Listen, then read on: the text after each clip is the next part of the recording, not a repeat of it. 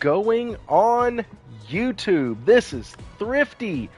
Welcome back to the playground, also known as Thrifty's Gaming News Podcast. We have Will in the house tonight. He'll be here in just a little bit doing those dad duties. You know what I mean. Guys, if you are checking this out for the first time, welcome. This is the gaming playground. This is what we do. We talk about news, things going on in the gaming world, puff out our chest a little bit, say a little bit of bull crap, talk a little bit of noise, and then at the end of the day, we all go our separate ways and have fun. I have a Discord now, so I will be leaving that in the description below. Also, a couple times throughout tonight, I will probably go ahead and put that Discord down in the server, or down in the chat below. What's up, Josh? Welcome. There is my co-host there showing his support, Will777, luckiest man I've ever seen in my absolute adult life. But yeah, tonight we have a really good show going for you. Really just want to dive into a few different topics. Do want to let you know about the Discord. Already did that. Like this, share this out, send it out to social media. Like, it really helps more than you know, and I would greatly appreciate it. With that being said, tonight's topics are as follows. Xbox sucks and PlayStation is better. No, I'm just kidding. No, that's no, that's not what we're talking about tonight. We actually might have good news for some gamers out there, but is Xbox kidnapping gaming communities? Quite possibly. We'll talk about that. GTA 6. Man. So, true story, I played Vice City, didn't really feel it. They are not topics, but just facts. Hey, but we're going to discuss those facts, and I believe that two of them are in the form of a question, sir. So, I mean, we can't negate that. You gotta put it that way or it becomes an accusatory statement. And so, you have to be able to make sure that you're not seen as accusing a company of actual kidnapping. And then, is Xbox becoming a third-party developer? And will they make that full transition by 2027?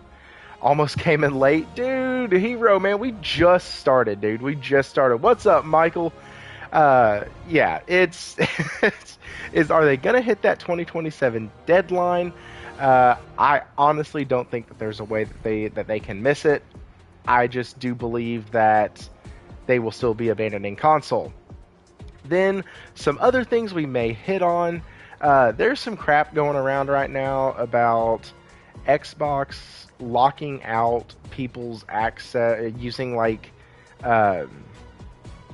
third-party controllers and stuff, and they're not going to let them like hook up to the Xbox anymore. And so, I mean, there's a lot of crap with that, because it's not just for products that they sell; it's going to be for products that they don't sell, which I always find that weird. Like, why? Yeah, it's going to be for unofficial controllers, right, or adapters. Everything has to be licensed by Xbox, and I always find that a little weird. So I know Will and I are going to get into that a bit. Him and I both have, he actually runs a business, and I work in my own little business, per se, because I have to keep up with things, paperwork, inventory, cost reduction, all that stuff. So, I mean, we'll get into that when it comes to the accessories and what they're trying to push. And then for tonight, sorry, I just looked over and my wife is literally eating a s'more, and it had like, you've seen the pictures of like string, like pizza coming out and like the cheese stringing out. Her marshmallow had done that, and so I just look over and it's just like hanging between the graham and the cracker and the chocolate, and just hanging there between that and her mouth. So it was really funny. Sorry, guys. So yeah, we do have a few other topics to fall back on. Also, I am gonna get into the dude that got brought on and got promoted from Turn 10, Alan. Yeah. Alan, what the heck is your last name? Alan Hartman. And so, yes, we will be diving into that because Xbox is absolutely dumb. But, anyways, um, outside of that, guys, there's not much else going on in the world of gaming right now. Next week, we will hopefully we'll be getting the Game of the Year nominations before the show, so we can kind of talk about them, discuss it, see where Jeff Keighley's mouth was, because obviously if we see Starfield in there, we know something happened. But we'll go over that next week. And anyways, with all of that being said, we are going to dive in to the interview. And guys, I know this is the 75th time you've heard something about the Phil Spencer interview. But I was telling the guys on my Discord today, I don't have a lot of PS5 news this week. Like, yeah, Josh, next week will be kind of cool because we have the PS Portal, we have some more information about the PS5, we're going to have the Game of the Year nominations, but PlayStation hasn't really done anything good, bad, and different this week for me to really talk about. Xbox, on the other hand, can't keep their mouth shut long enough, and so we always have something to talk about. And like, no lie, I messaged the Discord guys. I only got a couple topics tonight. Sony financials, yes. Please shove a toothpick in my eye right now. That's not my thing. I'll get the Portal later. Let me know next week. Yeah, I'm not getting it next week. I might get that December 25th for my not my birthday, Jesus' birthday, Christmas. And so, anyways, we're gonna go through this article. It's an article by Game Rant. I read the financials. I'll read the, thank you. Exactly. If that's your cup of tea, go right ahead. All I want to know is if they give out game dates and releases. That's all I want to know. I'm pissed the Portal hasn't been. That's really weird, Hero. That's really weird. That doesn't make much sense. I figured it would. But it's not a cloud device. It just direct. Do y'all have crappy internet in Australia? I figured y'all had better internet than we did. Because, well, the country has better internet than we do. Or not the country, the world. Good Lord. Sorry, I'm American. I think the whole world is the United States. It's a problem. We try to break ourselves of it. So, it not being in Australia gives me credence to cloud gaming. We have shit internet. Well, there you go. That's why. That's... So wait, is it shit or is it shit-ish? I gotta know. Inquiring minds and all. No, US does. Man, I don't know, dude. It's... Oh, that's great. I have really good internet, or at least what I feel like is good internet. What else would I do with the internet? Like, Lord help. Literally, my wife is on her device right now. My work phone stays connected to the dang internet. I have my phone up right now because I'm still trying to get this shared out to wherever it needs to go. I have my PlayStation up and running, and it is what is live streaming. And it's all doing it, and it's all just fine. And I don't have, like... I have 100 megabytes internet, and so it's 100 down and like 15 up. And that's meg, that's not It's not gig. I'm not sitting over here with a 1 terabyte system. Although, I wish that was the case. That'd be kind of fun. Give me just 1 second, guys. Look at the beautiful... Oh, hey! You have a gig? You suck. Do you actually get a gig? Huh, interesting. So, this Sunday, the 12th, at 8:30 p.m. Central Standard Time, we will be doing a spoiler cast for Spider-Man 2. The guests that I already have are Will, Nelson, Salty will be here, and Innate. And then I am working on getting a 5th. He is going to try his hardest to make it, but it depends on his work schedule, and so I told him that I wouldn't get people's hopes up or anything like that. But if he can make it, he's a dear friend of the show, and so I hope he's able to. But with all of that, 82 megabytes down on average. Oh. Ouch. Yeah, if that's average, I wonder what our average speed is. I feel like ours is probably in the couple hundred range. For what's that word? Averages. I would assume that that's where we are, because I don't have just lightning fast, amazing internet. All right. All right, I am cooking now. Cooking with grease. Oh, another thing. Just some housekeeping real quick. Another thing. The video that I just put out for Achilles Legends Untold. I truly appreciate anybody and everybody who's watched that video. It is my fastest video to 100, 200, 300, and it's almost at 400. And so I really appreciate y'all watching it, liking it, the ones of y'all who comment. I truly, truly appreciate that. It helps a ton, and it makes YouTube really look at it when people are searching for a topic.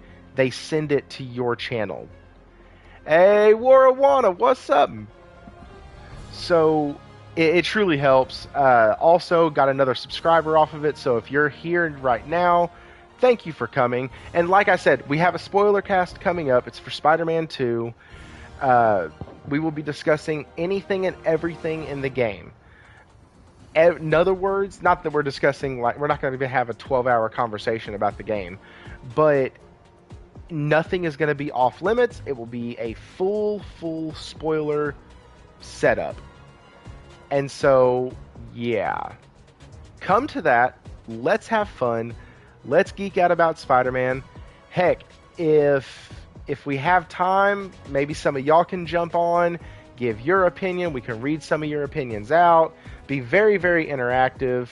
And that's what we like here. That's what we want to do. And so, yeah. All right, let's get into the article. I've shared it out wherever the heck I'm going to share it out. I know that Will is listening, so this will be fine. So, GameRant.com.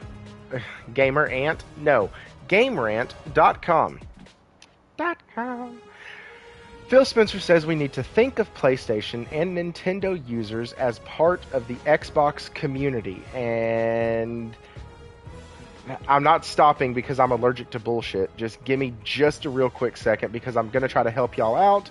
I'm going to put a link in the chat, so if y'all want to follow along in the article, y'all are more than welcome. Here you go. I am through Wi-Fi. Yeah, I am through Wi-Fi now. I used to be hardlined. Okay, so there's the first article we'll be going over, and I will also send that link to the Discord, so it can be in there. I will start doing this before the show in the Discord, so you can see what articles I will be pulling from. And let's dive in. So, Phil Spencer is a moron. No, I'm sorry. Phil Spencer says we need to think of PlayStation and Nintendo users as part of the Xbox community. Xbox head Phil Spencer believes that that Nintendo and PlayStation users should be considered as part of the Xbox community as well moving forward. Xbox head Phil Spencer recently shared his thoughts on the future direction of the platform in an interview, calling for the inclusion of Nintendo and PlayStation users in the Xbox community. Despite relatively tepid sales of this generation's lineup of Xbox consoles, its Game Pass service is continuing to grow in popularity and looks to feature heavily in the brand's cross-platform strategy moving forward. Cross-platform strategy. So now, according to Game Rant, this is now a full-blown effing strategy. They literally want their games to be everywhere. Yes, Josh, it is. Well, parts of it are. Right now, this is the writer of the article, Jex Exmundo, giving his editorial on this. Despite relatively tepid sub, blah, blah, blah, blah, blah, gobbledygook. Okay. With parent company Microsoft's acquisition of Activision Blizzard finally pushing through, on paper, Xbox finds itself with a cachet of exclusivity for future releases on the console. Despite this newfound advantage, Spencer believes that console exclusivity and in turn participating in the console wars is an antiquated way of guaranteeing the platform's long-term success in the market. Holy crap. Listen. This sounds like the kids that wanted to play football or basketball or baseball and really, really sucked at it and like got picked on, got made fun of, got all that, and we're like, you know what? Baseball sucks. We don't even need baseball anymore. Baseball's not the cool thing. That's what it's. I'm gonna do my own thing now, and like that's what it sounds like. The console wars is antiquated. I'm sorry, it's not antiquated. You got your ass kicked. You've been getting your ass kicked for 13 years. It's not antiquated. You just got your butt kicked and now you're like, it doesn't even matter. Like, stop it. Stop it. It's that Michael Jordan meme. Just stop it. Stop. God dang, it's antiquated. No, you got your butt kicked. All right, let's keep reading. In a recent interview with Famitsu, Phil Spencer sat down with the Japanese publication to talk about the evolving role of Xbox in the video game industry. Specifically, Spencer discussed how he views Xbox's future as platform agnostic. Jesus. Despite holding the cards to make Call of Duty, Overwatch 2, Diablo 4, and a myriad of other wildly popular Activision Blizzard titles Xbox exclusive, Spencer has no plans to push the platform in that direction. This perspective isn't anything new from the Xbox boss, as Spencer also went on record in another interview earlier this year to say that Xbox's raw hardware sales numbers will not be a primary driving force for its long-term success. Instead of prioritizing hardware sales above all, Spencer's long-term goal is to improve the quality and volume of games available to everyone using Xbox's services, regardless of their preferred platform. In the short term, this means a constant supply of high-quality games for Xbox's growing cross-platform community. In the Famitsu interview, Spencer cited a target of one high-profile Xbox game release every 3 months as a company goal. That's not new. We've already known that. Xbox is a community of players, so it's important to build a community of players across a variety of platforms, which gives the community and the brand even more strength. Just as we think of ROG Ally and Steam Deck as part of the Xbox community, we need to think of the many Nintendo Switch and PlayStation users as part of the Xbox community in the future. Guys, this dude's trying to kidnap all of us. ROG Ally, Xbox community. Nope, you're Xbox now. Wait. What about Steam Deck? Nope, you're Xbox community. He's stealing gamers. He's literally looking at us and going, hey guys, nope, all of y'all are all part of the Xbox community. Welcome to my club. Like, dude, I don't want to be in your club. Nobody I really know wants to be in your club. Nobody. And we already knew that most of these games had to stay on all platforms. We already knew that. You can't afford to put them on your shit because nobody buys your shit. Like, look at this bullshit, okay? We were going to get into this a little later, but I got to let you... Like, Elon Musk has now said he's going to look into the PlayStation stuff. Why it can't go to X, and why they stopped doing that. He didn't do that when World of Warcraft did it. He didn't do that when Microsoft took away the feature. PlayStation came in, took away the feature, and said, hey guys, we're not doing this anymore. And then it came out it's because Elon's charging $42,000 just for a company to be able to put that up there. And to have that feature. 2 other gaming communities were taken away. And Elon didn't say a word. PlayStation comes out, and Elon tweets, which is, for Elon, tweeting is like a form of love, I think. I think that's like where he really that's how he expresses love. He doesn't know how to do it like in a human sense, so he has to do it through a computer, which makes total sense. Anyways, PlayStation looks and says, no, we're not paying, and he goes, I will look into this. Boom. So, Phil, we already knew you couldn't take the games off. We knew you couldn't take them away. We knew that they couldn't be day one Game Pass unless you increase the price. We already knew this. You're not telling us anything else that we didn't already know. But the problem is saying that we're now a part of the Xbox community. Listen, dog, just because I play a game from Naughty Dog doesn't mean I'm in Naughty Dog's community. I can't stand Neil Druckmann. The power of a big community. Exactly. And we have the big community. The big community meat stick is what I need to call it. Heyo. All right, let me interact with y'all real quick before I get back into the article.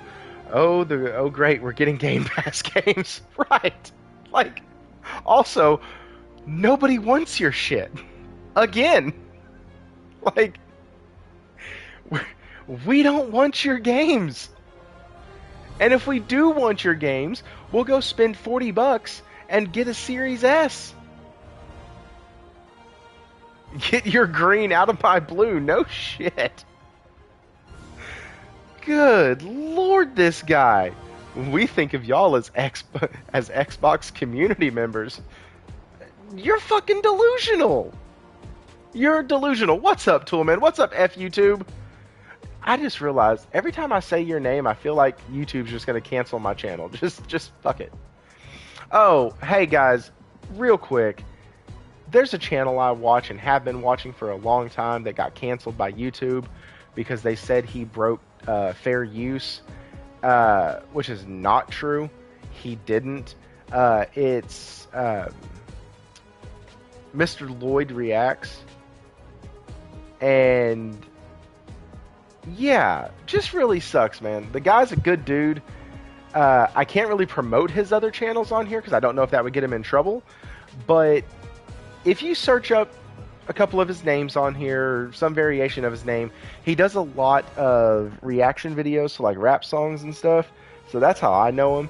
But just a really good dude. Anyways, YouTube does some YouTube shit. So every time I say your name, F YouTube, I'm like, man, they gonna cancel my ass before I can really get off the ground. But anyways, let's see what else we got. King Thrash always says that PS was more important to Microsoft than Xbox. Yes. With PS and Nintendo, Microsoft have 250 million user base to sell actual games to. But that's the thing, though. They're not trying to sell the actual game to us. No. They are trying to sell us Game Pass. We know from the Dipshits interview before, it's all about Game Pass. I don't understand what this guy does outside of flipping pancakes. I really don't. Like, I have absolutely no idea in the world what this guy does besides flipping pancakes and and rooftop parties. Satya wants to sell games though. You know what? Satya also likes subscriptions. Let's not like everything's a subscription with Satya Nadella. And so he is super super in love with those, and I think that's like we can't put all the blame on Phil for that one because Microsoft is coming up with a new way to take your money on a monthly basis all the time. Let's see where we at. Where we at? I don't know if that's what he is saying. Who was that to? It sounded like you just told me to F off. My bad. Any gamers who haven't subbed to Game Pass by now won't do it if it comes to PS. That's the point. Or, if they did that, I think if they take their console away, like, I don't know how exclusivity works at that point. Like, third-party exclusive deals, like Final Fantasy 13 can't come to the PS4 because Xbox has blocked that. But I don't know if they drop out of the console sector and go full publisher. I don't know if that, like, if games like that can be a part of the service. But either way, we've known that Game Pass is what they want. We know that that's what Phil wants. We know that they want to push that. They want to do things that keep you engaged in Game Pass. Which, let me say this, and I don't think this is a brand new, fresh topic, but in terms of Game Pass, you got to keep giving somebody a reason to come back, right? That's the whole deal. You got to keep giving them a reason to come back. So what if releasing incomplete games is their way to make people come back? I mean, I'm just saying. We'll give you this little bit this month, this little bit the next month, and by the third month, you're now going to have a complete game. And then, in month 4, we're going to go ahead and give you another incomplete game. And then the next month, you're going to get it, and then the month after, you're going to get it, and then finally, it's complete. At this point, they are self-sabotaging. They're doing it on purpose. You cannot be this incompetent. You know, it's only like it's funny when the bots say, "Oh, they're the newest one." Yeah, you have 22-year-old babies here who still haven't figured out the gaming industry out. Come on, let's be real. So, like, this, let's get back to here because I can go off on tangents all night. It should also be noted that Spencer's vision for the future of Xbox is already gradually taking root in the Japanese gaming market. In the interview, Spencer noted that the Japanese PC game market has nearly doubled over the past 3 years, largely thanks to improved accessibility.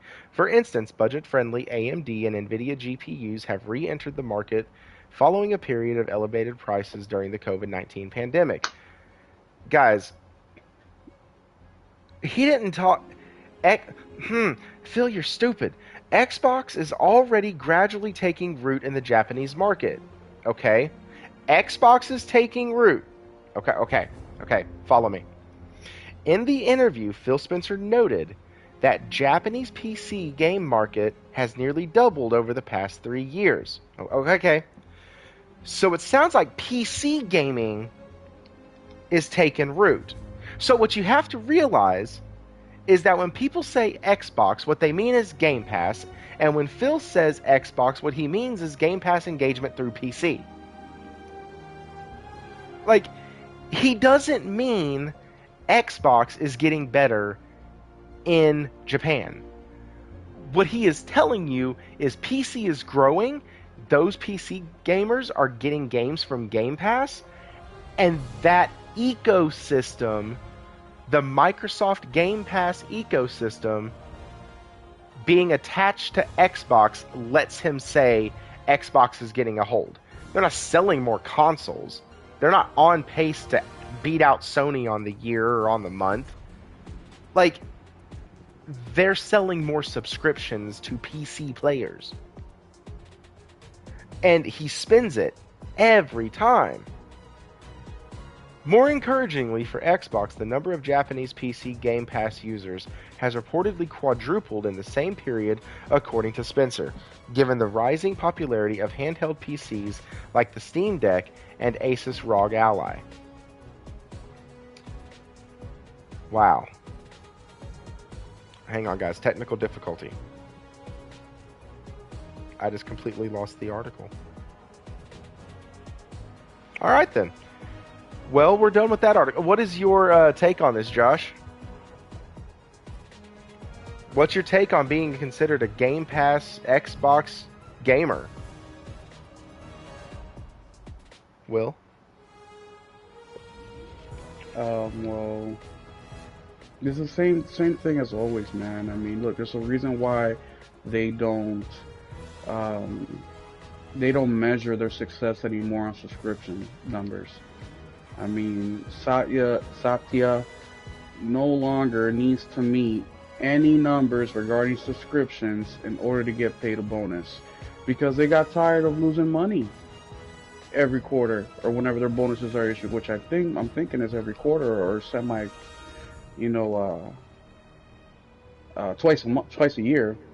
So it's the same thing. I mean, at this point, we just have to wait for Xbox to pull the trigger and become completely third party, which they're 70% of the way there. I mean, 2027, man. It'll happen before that, man. I mean, once PlayStation starts kicking into high gear, mind you, we're not even halfway through the generation with PlayStation. And look at everything they have done.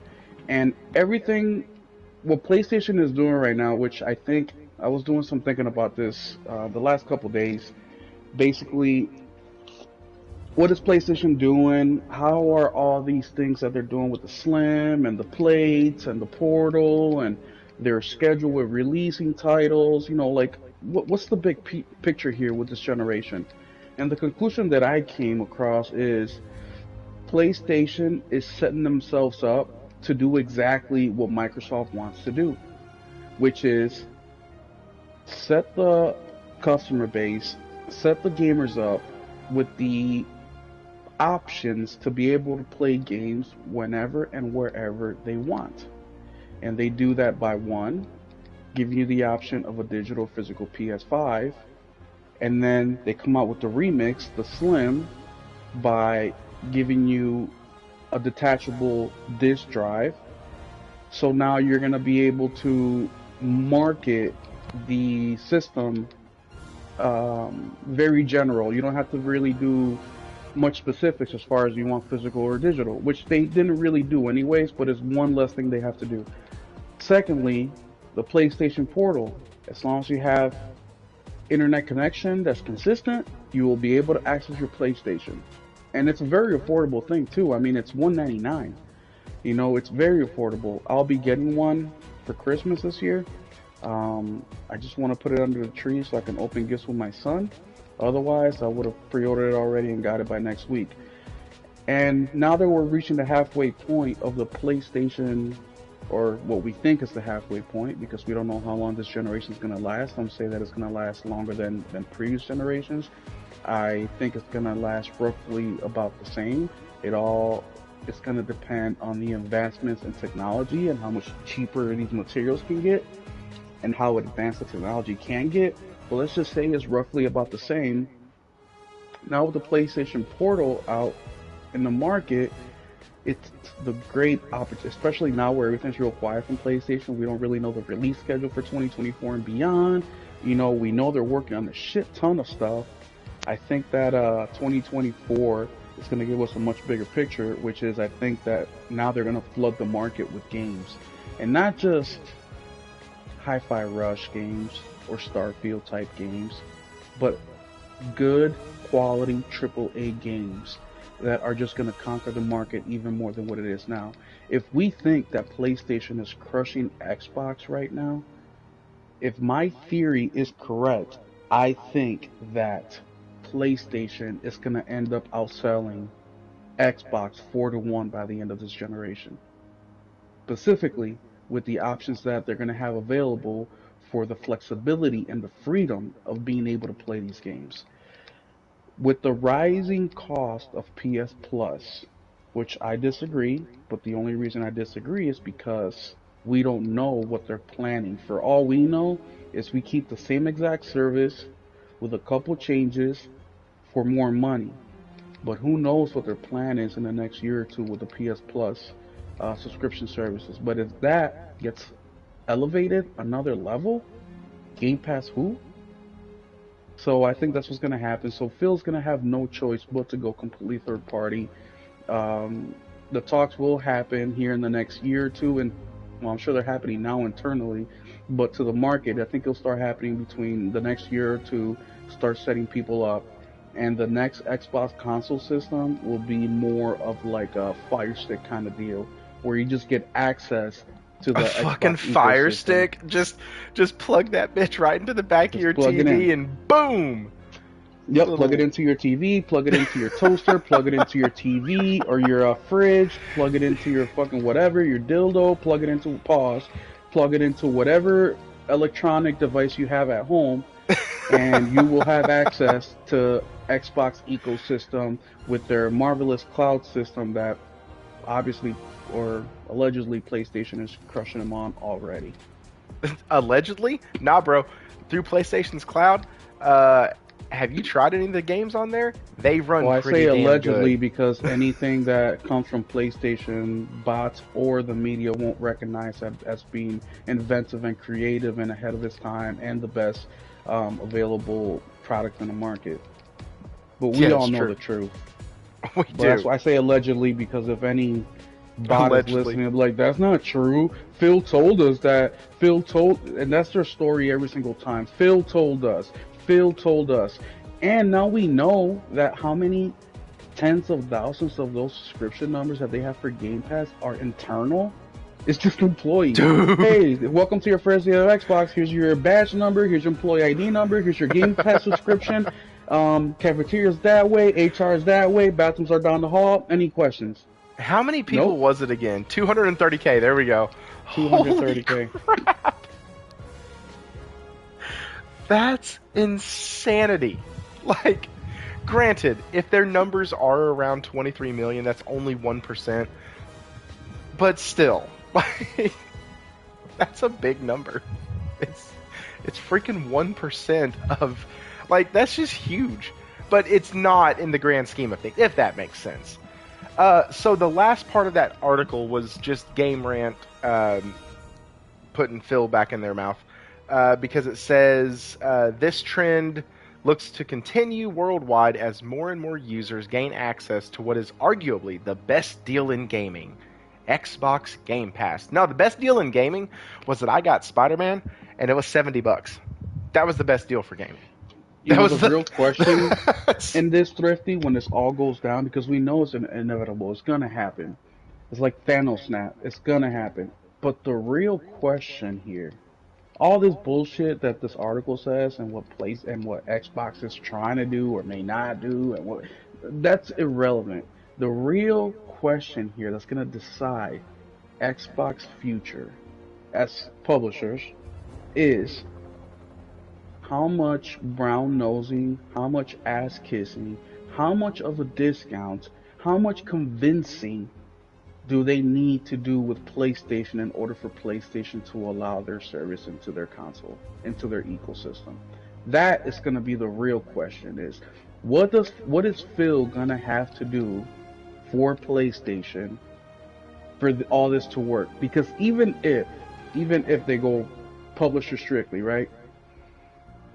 What are they going to do? Just become a classic library? Because at the rate they're producing games, it's not enough. It's just not. Even people that are casuals, that have been subscribed to Game Pass for, let's say, 3 years, are now coming to the point where they're like, well, I've played everything of interest in this subscription. Why else should I subscribe? Then you get a game like Starfield, which is a great game if you put it out in 2009. You get Redfall, which is Redfall. I mean, what else? What else? So the question isn't, are they going to? The question is, what are they going to have to do in order for PlayStation to say yes, and you be able to go to your PlayStation Store, download Game Pass app, pay the subscription fee, and play those games? That's going to be the real question. So, and that's kind of what I was alluding to earlier with Final Fantasy 13. That was just the first game that came to my mind that was a third-party game that only went to Xbox. Because Xbox hasn't done one in recent memory, at least that I can think of. I'm probably wrong. But if they drop out of the console race, then what happens? Those titles would have to become free use. Right? Like, okay, yes, Josh, FF13 was on PS3. You cannot play it on PS4, and you cannot play it on the PS5. And it's not in any of our subscription services. You can't buy it. You can't download it. Nothing. And it's because Microsoft only allowed it to go to the PS3, from what I understand. And so they still have a deal with it, or we would have it, because right now the PS4 can play 1, 2, 3, 4, 5, 6, 7, 8, 9, 10, 11, 10, 12, 10, 2, 10, 2, 14, 15, and 16. We cannot play any of Final Fantasy 13, 13, 2, and then Lightning Returns. And so, yeah, anyways, I think you brought up a good question. What would Xbox have to do in order to make it to where Nintendo and Sony would say, yeah, we'll put your store here? Well, they would have to back out of the console race. I would make them sign a fucking contract that said they weren't coming back to the console race. And if they did, like, they'd have to be, like, out of it for 10 years. Okay? Does that make sense? Like, has to be out of it for 10 years.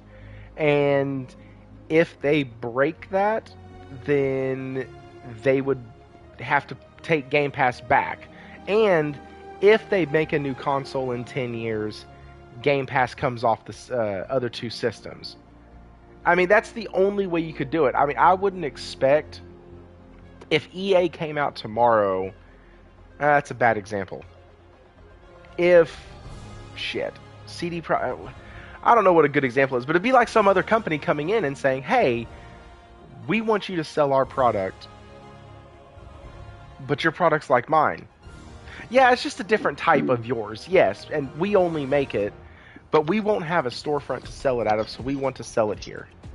Dude, honestly, Xbox, what they really need to do is they need to just get out of the video game market completely, practice by going to the rudimentary market of creating movies, because at that point, you're just creating content that's an hour and a half long. You don't need engineers. You don't need, like, all the technical shit. You do need technical shit, of course, to make movies, but, you know, the reality is, when you make a video game, man, it's like you're making a movie that's going to last you 30, 40, 50, 60, 100 hours, plus all the technological shit that's involved into doing that. Xbox just does not have the skill. They just don't. I mean, they can do some things good because they have the money to do so, but they should just pause. You know, it's like if you're in third grade, it's like, look, you suck at this grade, let's just send you back to kindergarten. Let's get you back to hand painting before we give you color pencils and crayons. You know, and that's what they really should do, honestly. They should just step out of the video game industry, go into podcasting, go into something creative that's at a base level, get your creative juices right, learn how to do that correctly, and then graduate yourself as the skill progresses, because they can't make a great video game to save their life. I mean, when was the last time they made a video game that was actually Game of the Year contender, or that was well received by the gamers, or is considered a classic by gamers? Anybody can. This is a general question for anybody. Because me being new to Xbox, I just got the first Xbox 2 years ago, or a year and a half, whatever, recently. Once I played through the Halos and Gears, there was nothing else that grabbed my attention that was made by Xbox. Nothing.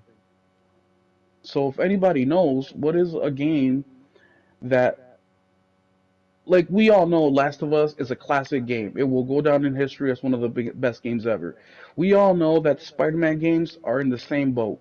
We all know, the God of Wars. We all know the what's the Bethesda game? Sorry, The where'd I stop you? Fallout. Those games are going to be remembered as great games. Nintendo, almost their whole library is going to be remembered forever as the best games ever. Besides Halo and maybe Gears, what else is in that category? Yeah, Ori. One of the guys in the chat just said Ori. Gamer of Light did. Ori, Will o' the Yeah, but Wisp. Ori is a great game, and I got it for the Switch, and it's an awesome, awesome game. But it's not in the greatest game ever conversation. Not like The Last of Us, not like Halo, not like Super Mario World, not like any of this shit. Fuck, even more recent with when Nintendo, what they make, I mean, Smash Bros is not that recent, but Tears of the uh, Kingdom? Tears of the Kingdom, I mean, like, there's just every few years, the top two consoles are releasing a game that's a game of the generation, or a game that's gonna be remembered for decades, a game that people are talking to each other about and saying, "Man, I can't wait for my kids to play this," or "I can't wait till, I share this experience with a family member." Like, when is Xbox having this conversation with one of their games? When? Mm. And I mean, not the just the last one I game, can really remember was Halo Reach, I believe. That was like the last one that folks were dude. like, "Whoa, That game was so damn that was so good. cool." That Blah was blah actually my blah. first introduction to Halo because I decided to start my Halo journey from the very first game in the story. So I went Halo Reach and then Halo CE and then Halo 2, 3, etc., etc. But damn, I was gonna say something before you said there something there. Um, and not just that, not just the games, but also when we go back to you know, we can retrace the steps of these companies and we can see when they went right, when they went left. When they went right, it worked out for them because then this came out of it, etc., etc. With Xbox, it has been nothing but left turns that turned to shit for them. I mean, even the most recent one, what's one of the games that came out 2 weeks ago that it's being talked about as a Gotti? Alan Wake. Who makes Yeah, Alan Wake? Remedy. Remedy wanted to be bought by Xbox, and Xbox said no because they were interested in only in new IPs. That's the most recent mishap that we heard about. But we also know of Star Wars. We know of Spider-Man. We know, I mean, there's just, the list goes on and on and on. So, I mean, the CEO, not just this one, but the previous one over at Xbox, what is it, Don Madden, I think is his name? Don Matrick. Matrick. Anybody from the VP, CEO, Director of Studios, how many people in charge over at Xbox have completely missed the boat? Not just in what they're doing currently, but also setting themselves up for the next year, 2, 3, 5 years. Not one person has gotten it right. This problem that they're having over there, it's in their core. It's in their DNA. They are the black sheep of the gaming industry. They are the fuck ups. They are the drug addict family member that no matter how much you help them, no matter how much money you throw at them, no matter what rehab you send them to, could be the best rehab in the world with the best professionals, with the best vistas in the ocean side of whatever, and they still will not get clean. It is something that's broken within them. Their spirit is broken. You just cannot repair that. So the best you can do is make sure they don't cost themselves even more damage. At this point, that's all you can really do, is take away the scissors so they don't cut themselves. Is put the money to the side, out of reach so they don't take it. Is take the cookies and put them up in the upper drawer so they can't reach it. That is the best that we can do with Xbox right now. Take the cookies out of the drawer. So I have a 9-year-old, right? I also have a 4-year-old. I had to threaten them to take all the snacks out of the pantry because those little turds would get up in the morning and they would go to the pantry and they would eat all the snacks that were supposed to be for their school lunches and after school snack. And so, like, when you said that, that's the first freaking thing I thought of was like, God bless. They can't help themselves, bro. They have that open checkbook, and what do? Let's buy ABK because they got what we don't have.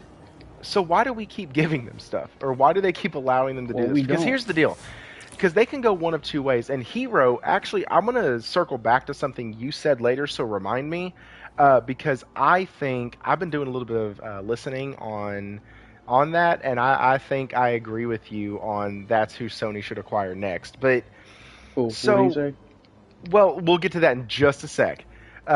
Because I still want to trail on this a bit, because you said something that kind of, gave me a thought about it. With Xbox, they take these studios and they take these publishers, and then a few months after, not 14 months after, but a few months after, you start noticing mass exoduses, or even beforehand, once it went through, you started noticing people dropping off, leaving. Folks are now leaving other places and doing...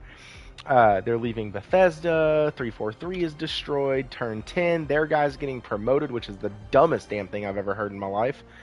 The Sarah Bond just got moved. Like, there's a lot of stuff that they're doing. They take these studios and they screw them up. They make them Rare or 343. And so it wouldn't be outside of the realm of possibility. This is where my brain is going. Dismantle all their smaller studios. So that's kind of where I'm thinking that they might go or could go. They dismantle all their smaller studios. They leave up Bethesda and the studios that are in Bethesda, and they leave up Activision Blizzard King. Okay? They become a licensor, a licensee. They start giving out licenses to these properties, these IPs that they own, to actual competent developers, and they become a what's it called when you have IPs but you give somebody? It's a publisher. They become a publisher. They own the IPs, but they don't develop the games for their non-Bethesda, non-ABK titles. And so then you could have a company, if there's anything left of them, you have a company like Crystal Dynamics that could come in and say, hey, you know that IP? We want to make that. We want to do that. That'd be awesome. That's right in our wheelhouse. Or a company like Platinum Games or Kojima Productions, or like any of these companies can come in and go, man, you know what? When was the last time we had just a really, really good Crash Bandicoot game? Or Banjo-Kazooie? You think there's a company out there that could do something awesome with that? Yeah, there is. There's a company that would love to mess with that. But the initiative they wanted to work with, yes, I know. Conquer. No shit. But like, go ahead. That's where the problems with the DNA comes in, Thrifty. Because, I mean, just look at these promotions, right? The latest one from Turn 10. That guy definitely deserves a promotion for what he's done with that development team. He absolutely does. Horseshit. That is one of the only consistent teams putting out a consistently decent Bullshit. game. They just released. It's incomplete. Let me finish my thought here. Yes, the game is incomplete. I guarantee you it wasn't up to him. I guarantee you it came from above. Same reason for Redfall. Now, if we go back, every single game has been on par. The problem with this promotion... Hey, mind if I help? When I promote my people at work, I just did a promotion 6 months ago. I went up to my bud, my we'll call him Mike. I went up to Mike and I told Mike, Sounds good. Mike, You're doing a great job. I really like what you're doing. I want to promote you, and you will be promoted. But first, that promotion will not happen till we find somebody to take your place currently. Because I cannot take my best performer out of its role and leave that position open to somebody who's not going to come nowhere near what you are producing.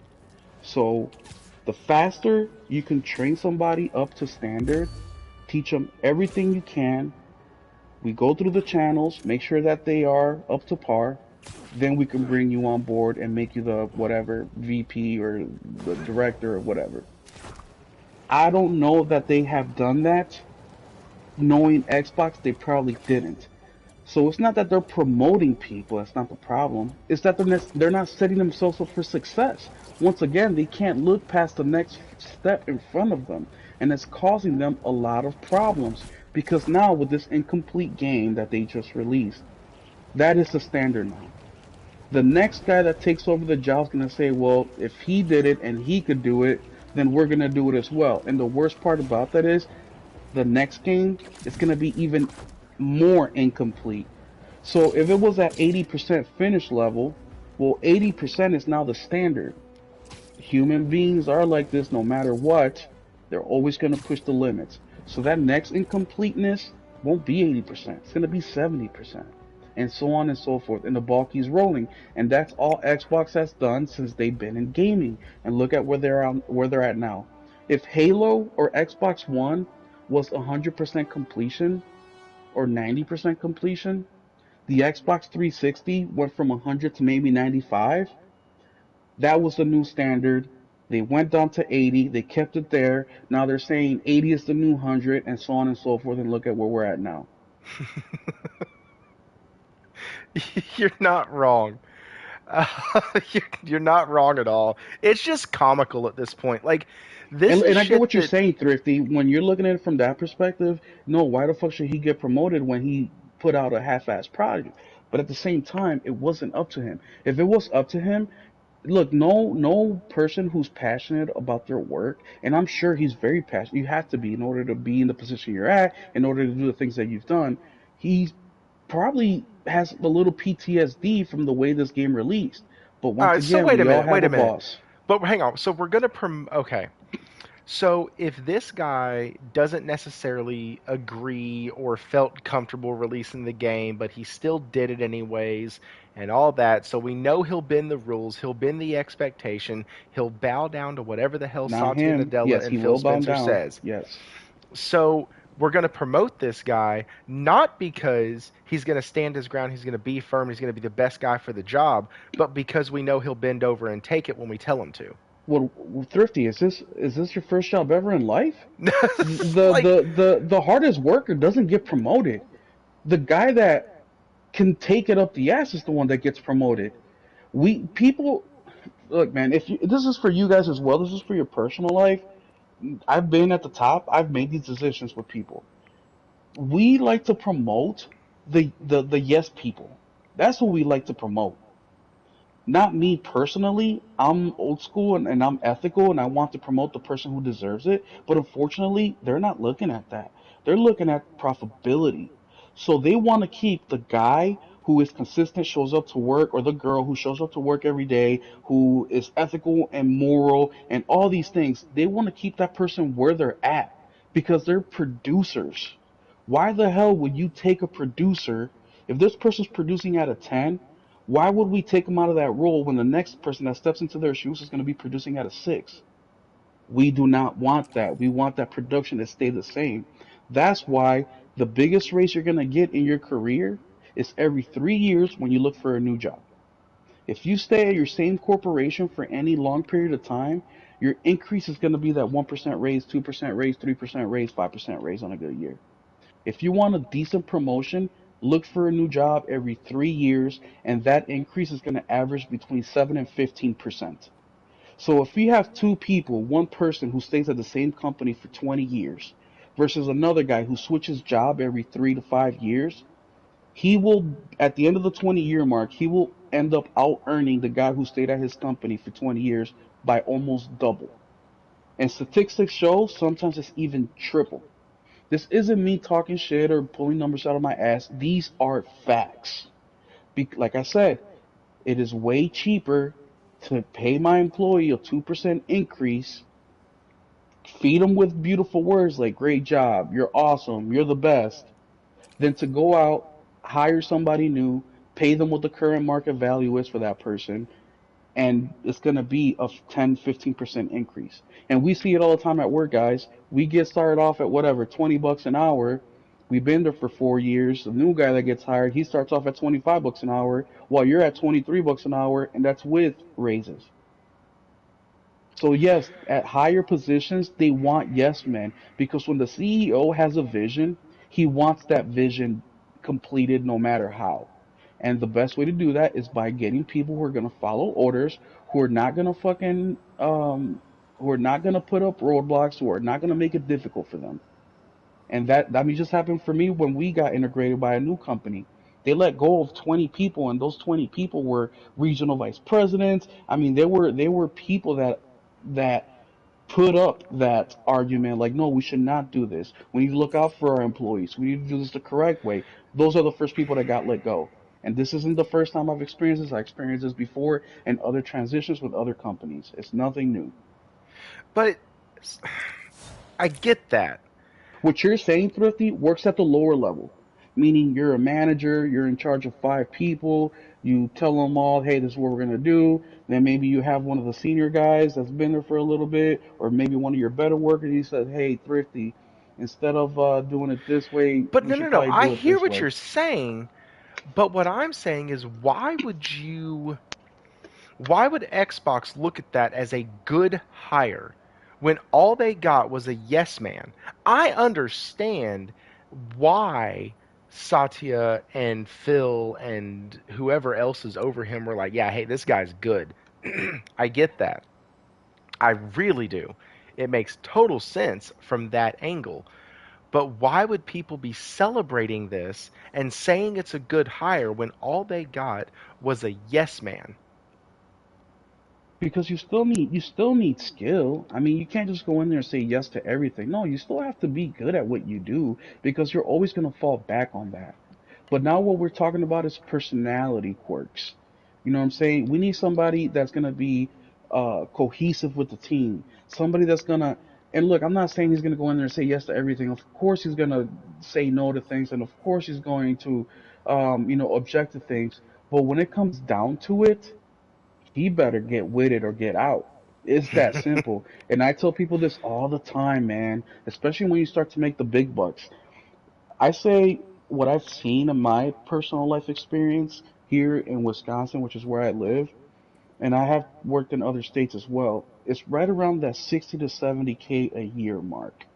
And not blue collar work, but more white collar work. You'll see this a lot at right within that threshold, when you start to get there, things completely change. For example, if you're making under that and you make a mistake, your manager will come up to you, your boss will come up to you and they'll say, hey, mistakes happen. Let's work on not repeating it. Let's do some more training, blah, blah, blah.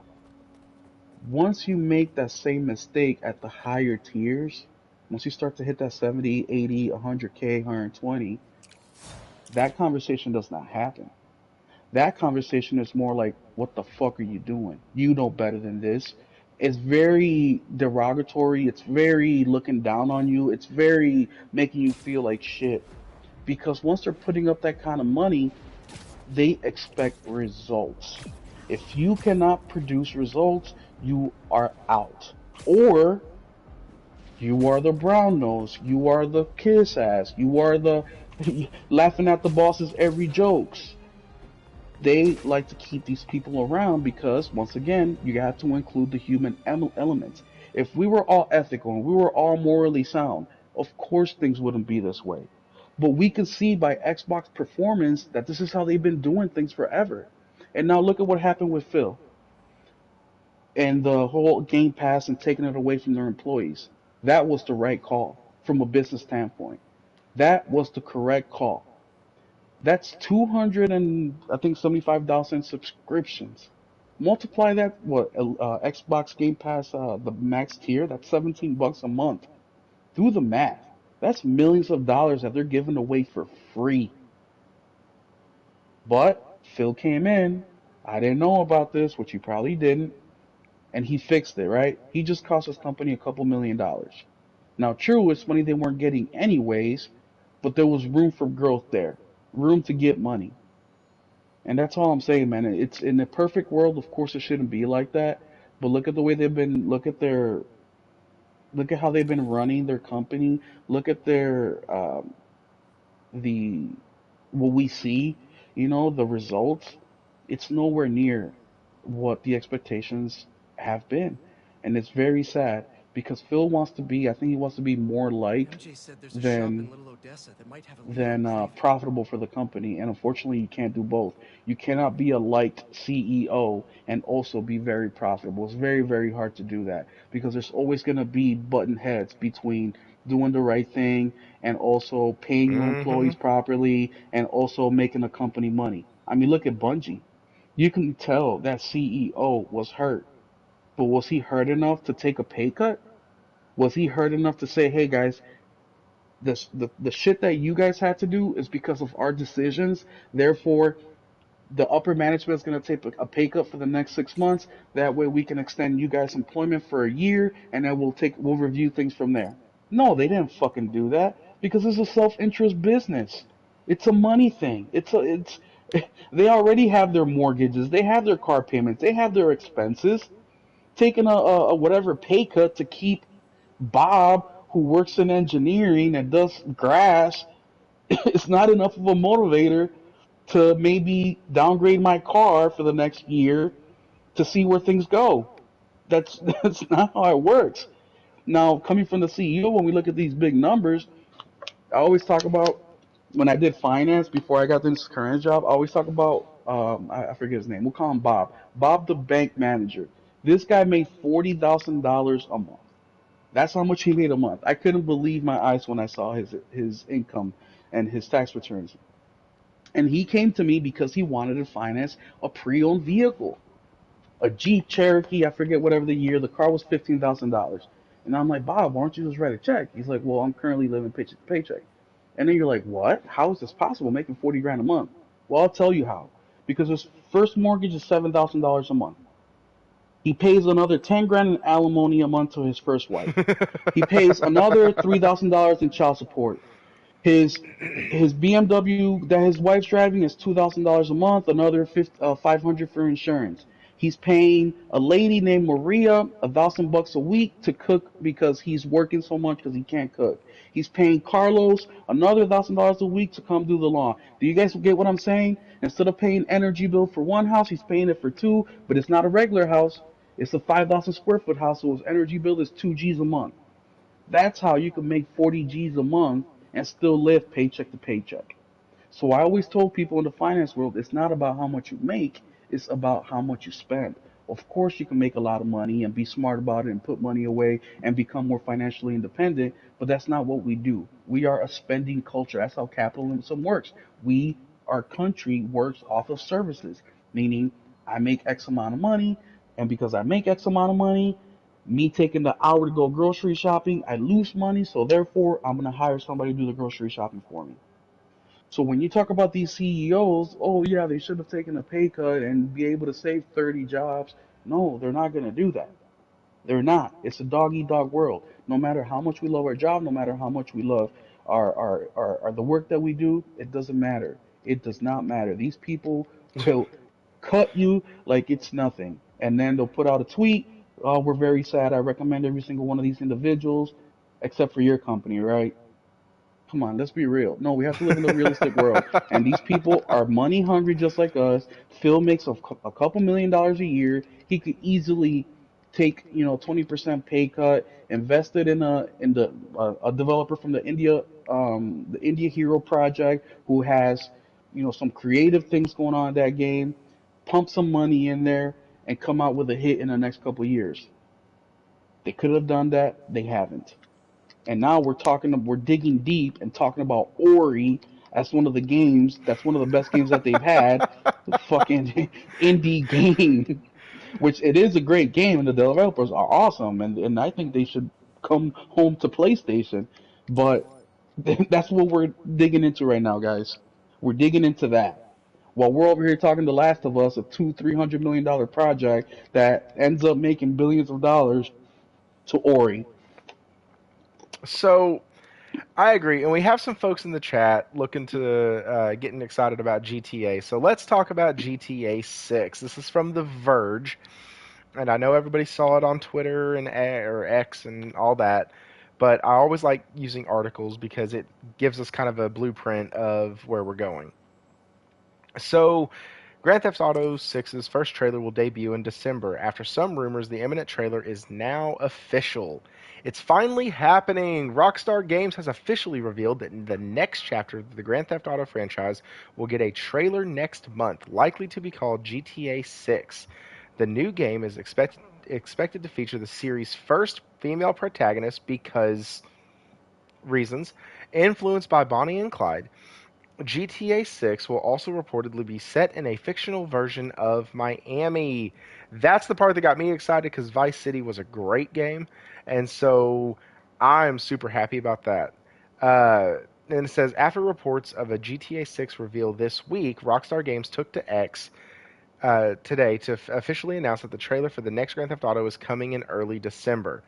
It's been a long time coming for GTA fans, and Grand Theft Auto 5 launched a decade ago in 2013, and since then has been ported to successive generations of hardware, including the PS5, Xbox Series X and S, while its online mode has been a lucrative addition for the developer. It has been known for some time that a new Grand Theft Auto. It was working on the next Grand Theft Auto in February of 2022. Last year, a massive cache, we know about all that. A teenager named, we know about that. Dude got arrested. That's so funny. Um, Grand Theft Auto 5 just turned 10 years old and has sold more than 185 million copies after first launching on the PS3 and Xbox 360 in 2013.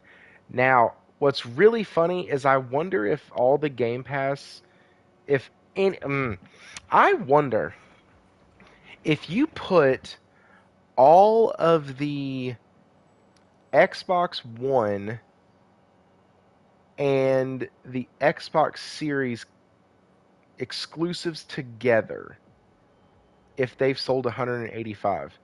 I wonder if you put Sony's all together. They would have, because 30, 50.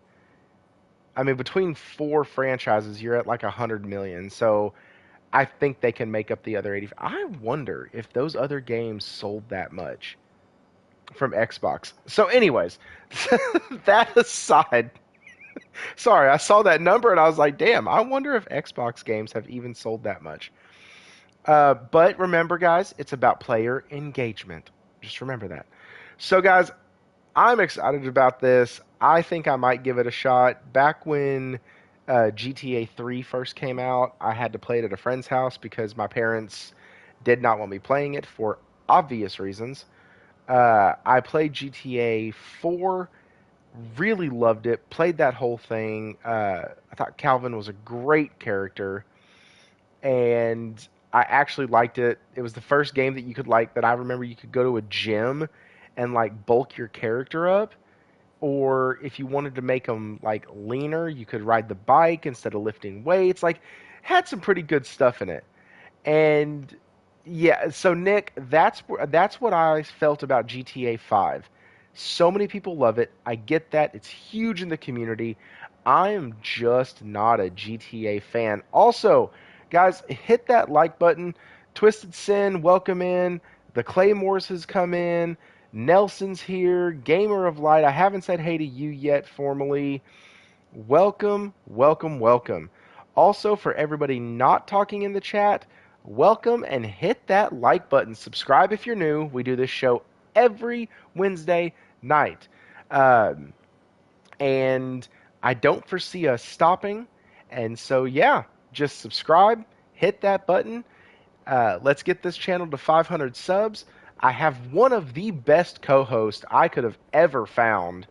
And we have a pseudo producer in the chat. We have a guy who does the memes. We have a guy who does thumbnails and stuff like that. So, guys, we got it all here.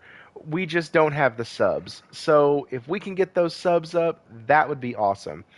GTA 6 will get subs up. I think that's what took them so long, right? Like, I think that is what took them so long, was because they didn't want to take away from the money that they're making from GTA 5. Well, I got Right? something different for that. Oh, what? What's that? Now, I agree. The money, of course, is what's kept them so long. But I'm excited for GTA 6, not for the story or not because it's GTA, but because For hookers? That's it. nah. But the real reason I'm excited for GTA is because every time Grand Theft Auto comes out, they're pushing gaming forward. The technology, they do something new. I mean, it's every single time. Not once have they released a GTA game and it hasn't pushed the medium forward. And that's what really has me excited.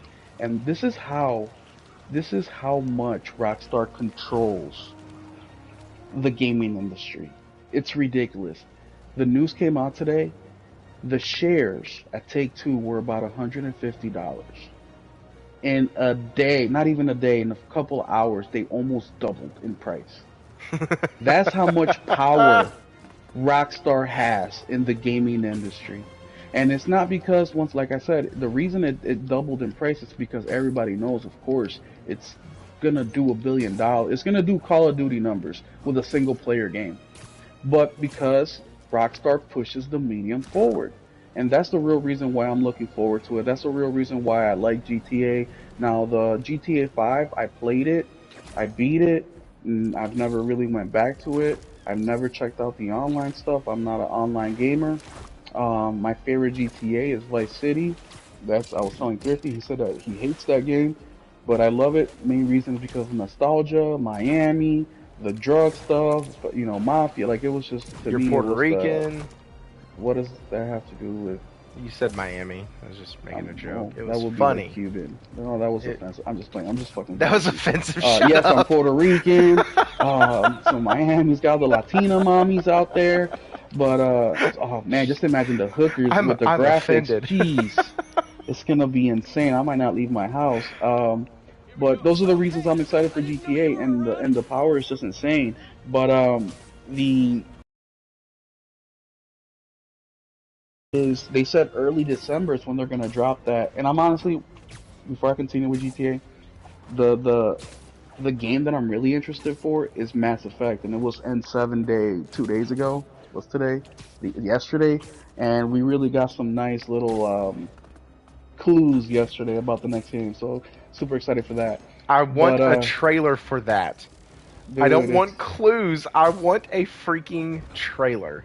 look, it's a few years away, so they're not gonna release anything. But They it's showed just it fun. 2 years ago?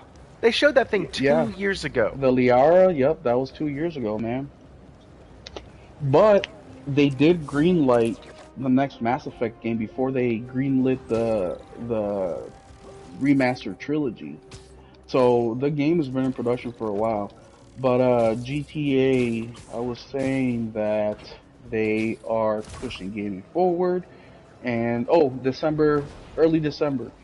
So I was watching some of the conversations on Twitter today, and the conversation was, will it be on the video game award show? I say yes, and people are saying no because Rockstar doesn't need the video game awards. And of course they don't need the video game awards. Rockstar can just put out a 10-minute video with the trailer, talk a little about it, and it's going to do more numbers than anything that we know of combined, right? Sure. Yeah. But why I think it will be in the video game awards is because it's the time where all eyes in the gaming industry will be pointed to. It's a day of celebration. There's going to be a lot of people up there in good spirits, whether you win or lose. It's just a great time for the video game industry. Us as viewers, we watch it more to see, not for the winners, but to see, what new shit they're going to show us. So we're selfish that way. But it's still a good time, and we communicate with each other on chat, YouTube, Twitter. We're constantly talking about it. What great way for GTA 6 to do a little 1 minute, 2 minute trailer on there in the biggest night of the year for video gaming, and that's why I think it will. And it's also aligning with December 7th, which is early December. That's my take on that. So the other big thing in this is Sony and the marketing rights. I know it hasn't been announced or confirmed that Sony has them. If Sony gets the marketing rights, which I think that would be a huge get for them, do you foresee any kind of like special bundle from that, or like would you expect like a Hogwarts Legacy type deal where, hey, yeah, this is everywhere, but we have a really cool quest that was really well thought out and a really cool sector of the game that nobody else has? Like, now with that, I don't know. Now I was of course looking at the Discord and the things people were saying there, and I saw the clip. I remember that clip. I'm very good with remembering shit like that, where Jim Ryan, was saying, hey, our partnership has only gotten bigger, and we are continuing our partnership, and blah blah blah. I think that there is gonna be some sort of benefit PlayStation gets out of this, but we have to remember, guys, when these CEOs and people up in upper management in any industry talk about partnerships with people and we're in this together, that could mean simply that we're gonna put the game in your console. It could be as simple as that. But they love to use words in a way to let you think that it's more, because it does a lot. It does a lot for them financially, it does for them marketing wise, it does a lot for them in a lot of different ways. To say PlayStation, where you can play Grand Theft Auto. Yeah, you can play it on Xbox, you can play it anywhere else too, but the fact that you're out here saying you can play it in my system, for somebody who doesn't know any better, can be like, holy shit, you can play it on PS5, I want a PS5. And look at how the marketing worked for Hogwarts. That's what I was going to bring up. Real thought that you could only play it on the PS5, which we all know you couldn't, but that's the power of using marketing correctly. Yeah, which we do know that they do that. So, Miami, I really enjoyed. I loved the setting of Vice City because it just reminded me of... Oh, heck, it reminded me of everything you expect to see in Miami. And I know that sounds very, like, reductionist, but I felt like they got the setting extremely, extremely accurate as to what we would see in Miami with the clothes, the outfits, things like that. And so that is one thing I really loved about Vice City. But yeah, I'm interested. I also am kind of terrified because they could honestly forego a story for just a straight up live service GTA 6 online, and that's it. I don't think they'll do that at all. There's too much money into this. There's no way they're gonna ignore one sector of the game, and we all know now that single player games is where it's at. We all know that these multiplayer or online games as a service, it's just not what it was when they first came out. Now, I remember back then they were talking about how single player games were in danger of like being like done, and now we know that's a complete lie. These games are selling more than ever, so I don't think they'll go that route where there's no single player whatsoever. What I do think that they're gonna do is create something unique, something we've never seen before. What was that movie, Thrifty, with who's the guy that plays Deadpool? Ryan Reynolds?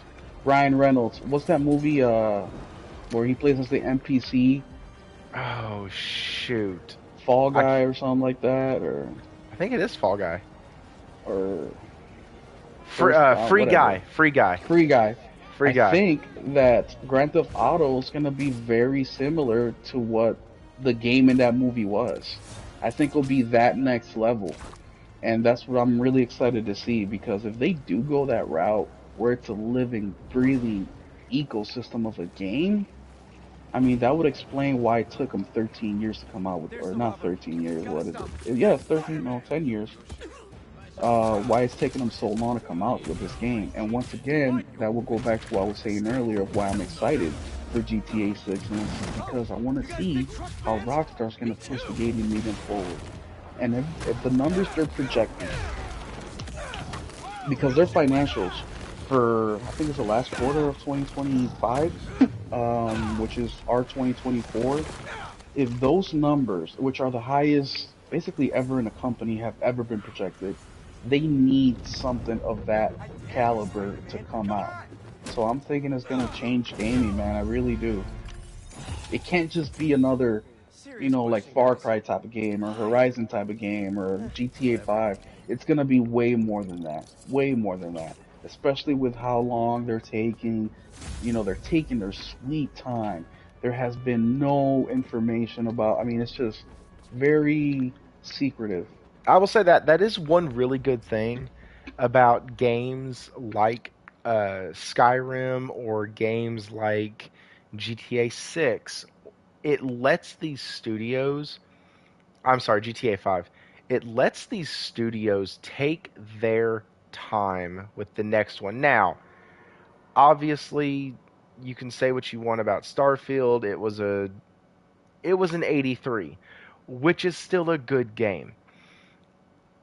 But they're able to take longer at Bethesda because they have games like Skyrim that people keep purchasing. Like, I don't know how many freaking editions of that game there have been. I think it's like 5 or 6 of them. I have Skyrim, and I don't even play Skyrim. But I got like the deluxe blobbity blobbity gobbledygook on sale for like $4, and it had everything digitally with it. It had all the mods, it had all the updates, it had everything. And so they have the ability to take as much time as they need because they have a cash cow that they can just go, oh, look, we added VRR, buy it, and people will. And so you have that, and then you have a game like GTA 5 that just constantly makes them money. And so because of that, they've been able to take their time. And so on one hand, I hate games as a service and companies that rely on a single solitary title to kind of fund them. But on the other hand, it is nice when that happens because those developers have plenty of time to work on the next game. Now, that does set expectations extremely high because you've had so long. What was the biggest complaint about Starfield? I can't believe the game looks like this and runs like this, and you had all of this time. And so I think they're going to do a good job. I think it's going to be really fun. Obviously, we'll keep up with this as more news and stuff releases.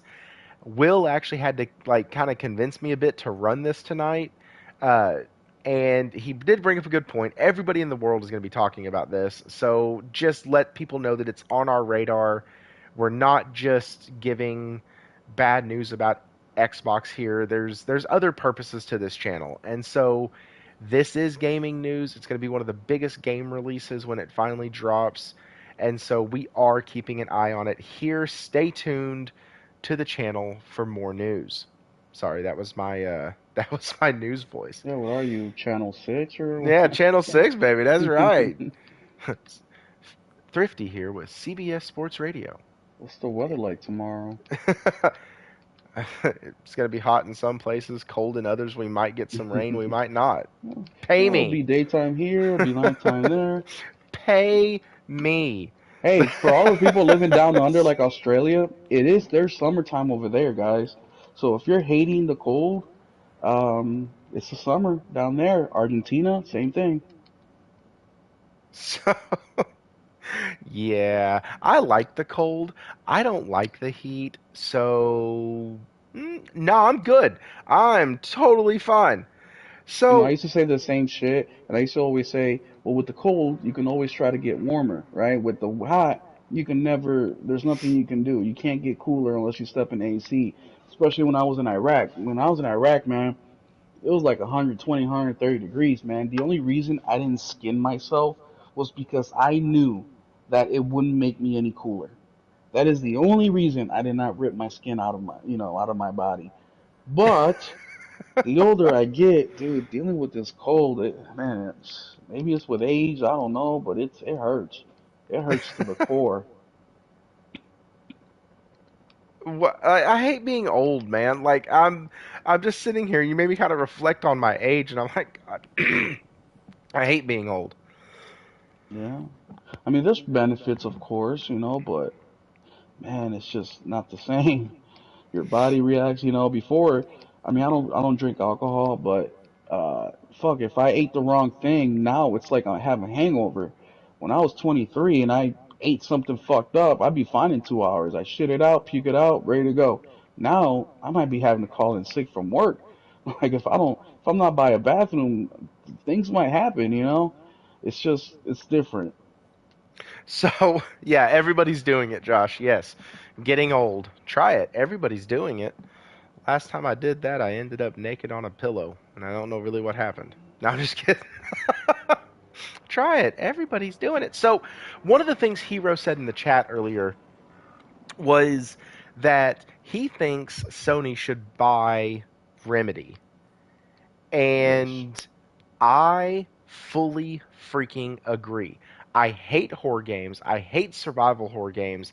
And I am going to get Alan Wake 2 probably on Black Friday. I'm hoping it's one of the games that are going to be on sale because I really want to play it because it builds on the Control universe, which built on the first Alan Wake universe, and they are doing some Thanos level Marvel shit with their universe right now, which is freaking awesome. Like Dude, I don't want to be that's that guy, but I'm really not a fan of Alan Wake. Did you play Control? Oh yeah, I love Control, but it's a whole Okay. different gameplay style. I mean, look, I love Alan Wake because I mean, the things that I like about Alan Wake, the first thing is graphically, or I should say, the story. The second thing is graphically. I mean, it looks amazing. The story is mind-bending, but the gameplay, it's very similar to like Resident Evil 2, Resident Evil 3. It's it doesn't give you too much flexibility and movement. Um, where what was the game you mentioned? The one they made before Uh, Alan Wake? it was Control. Control. Where Control, I mean the gameplay, the movement was just really really good. Alan Wake is not that. Another thing that I don't like about Alan Wake is the detective part of it. Now normally I like stuff like that, but in this game I feel like it takes way too long and you have to push way too many buttons and I don't know, I'm Ma, not Ma left me a message. this reminds me of like a Miles, artsy I found the fartsy stolen game. museum pieces. Went to the Um impound yard and saw an old phone number on that but man, I don't LPG want to ferry. degrade it to that I'll meet because in the it's office not after. that. It's Can you come I meet don't know. your You grandma have to for lunch play at it, the but park by my office?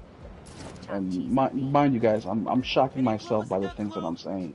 If you ever let me look in Normally the this is ceiling like like right up my clothes, alley, but it's what? something about Alan I Wake never that knew is how to just chop not cheese. like I haven't played it. I think I got like 8 hours or 10 hours into it. I got to the point where, well, I won't say anything for spoiler reasons, but I just haven't been. Look, I've been playing Diablo for the last Who's back, 5 days Ronnie? or so.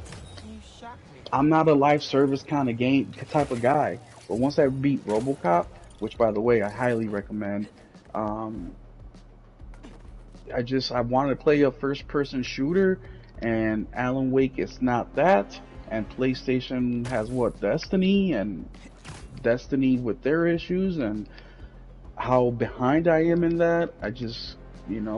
So I got into Diablo. Next game I'm waiting on is Avatar.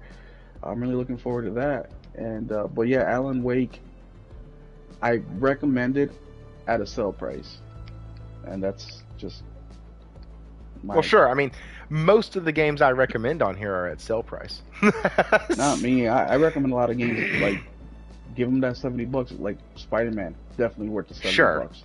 You So know, with Remedy, though, I think that would be the match made in heaven because it gives PlayStation something their studios don't really have, which is a psychological horror thriller type studio that can do games like that and has a universe Yeah, but already set up.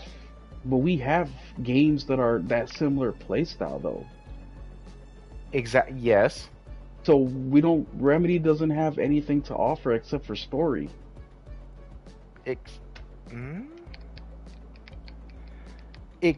Well, What does Remedy have to offer that PlayStation doesn't have? The game genre. Okay, that's a niche genre. Yeah, but that niche genre makes, Bandai, not Bandai Namco. Shit. Who the hell makes Resident Evil? Capcom.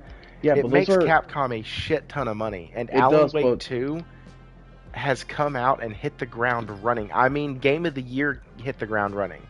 Yes, but that's just one game. And secondly, those Capcom games, the Resident Evil games, yes, they're horror and they're thrillers and all that, but they're also action games.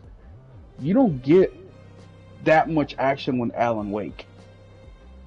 I thought you got a lot of action during the Sagas stuff. I mean, you get. I'm not saying you don't get any action at all. You do get action, but I mean, look, like I said, I'm 8-10 hours in, and each. I don't want to say without spoiling it, but I think I killed maybe a total of like 30 or 40 guys in 10 hours. Wow. Huh. You spend a lot of time in the mind place. You spend a lot of time with the story. You spend I am a foot away from calling it a graphic novel or like a tall tale game. Okay. Only reason I don't is because there is action and you can upgrade your weapons and use them. But the movement is very, it's very, very realistic. You can only run so fast. You can only turn around so fast. You can only reload your weapon so fast. It doesn't feel like a video game to me. I guess that's what I'm trying to say. I also think the biggest thing, too, is that Remedy, which is the opposite of the last game.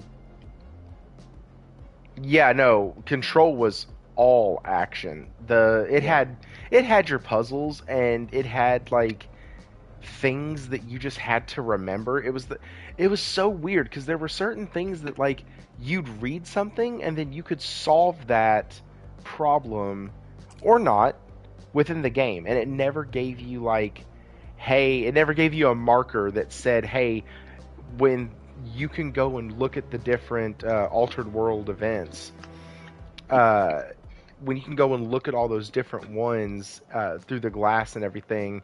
It doesn't say, hey, you can actually go and in the later game you can get inside one of those, and that you'll get a trophy for that, and you'll solve things within the game because of that. It doesn't tell you anything. It's just hey, great job exploring. And so, anyways, I think Remedy would be affordable, and I think the studio is doing well.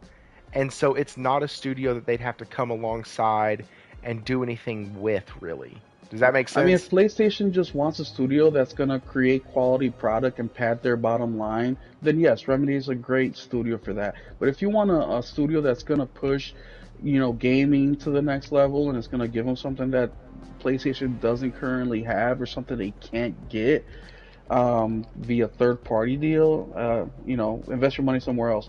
But what I will want to... like Square Enix, right? Square Enix is actually more valuable than Remedy would be, but yeah. What's it called?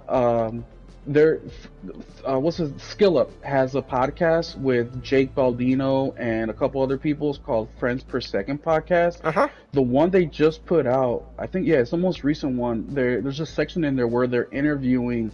I think his last name is Cage, the creator of Alan Wake.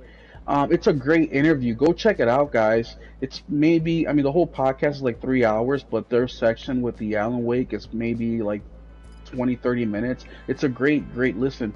But what I wanted to say, what you were talking about earlier, the story and not telling you, even the creator himself says that they use Wikipedia to look up their shit because of how convoluted it is. He's basically thanking the fans for keeping track of a lot of this shit because he's the story is so crazy that helps us. Now, of course, he said he said it somewhat jokingly a little bit, but he was dead serious when he says that they look at the lore Wikipedia about it. They don't have a lore master or anything like that in studio. But just to kind of give you an example of what the game entails, so I don't want to say the game is complicated where you won't understand it. If you pay attention to everything and you go through everything, you'll get it just fine. But if you're looking for a game where, like right now I'm playing Diablo, where I don't really need to like pay attention too close to the story because a cutscene's gonna come around and it'll break it down for me pretty well, and you can do the combat kind of mindlessly, you can't do that. So it's kind of an intense gaming period for the time you're playing it, because you have to focus. And if you don't select the right I don't want to say the right way, but if you don't select the correct things, you're gonna feel lost. You won't be able to progress further, and it makes it difficult. And also, we've been seeing this trend in games where Lord of the Fallen has done this. This new game that's coming out by where it's a spirit world where your wife is like a spirit, fight the bad guys in the spirit world, you fight them in the real world. It's coming out in January, I believe, by the same people that made Atlas Fallen. Sorry. That's how Alan Wake is. So if you're going through the map and you don't select, let's just call it night and day version of the map, you're gonna be doing a lot of backtracking, and there's a lot of things the game doesn't tell you. So you're gonna be googling things up a lot. So it's gonna the reason the gameplay is 20, or the reason it takes 20-30 hours to beat the game without doing side content, is because you'll be spending half the time trying to figure out where to go. Holding up Google, going, "Hey, where do I go?" Yeah, and I already do that enough with Resident Evil.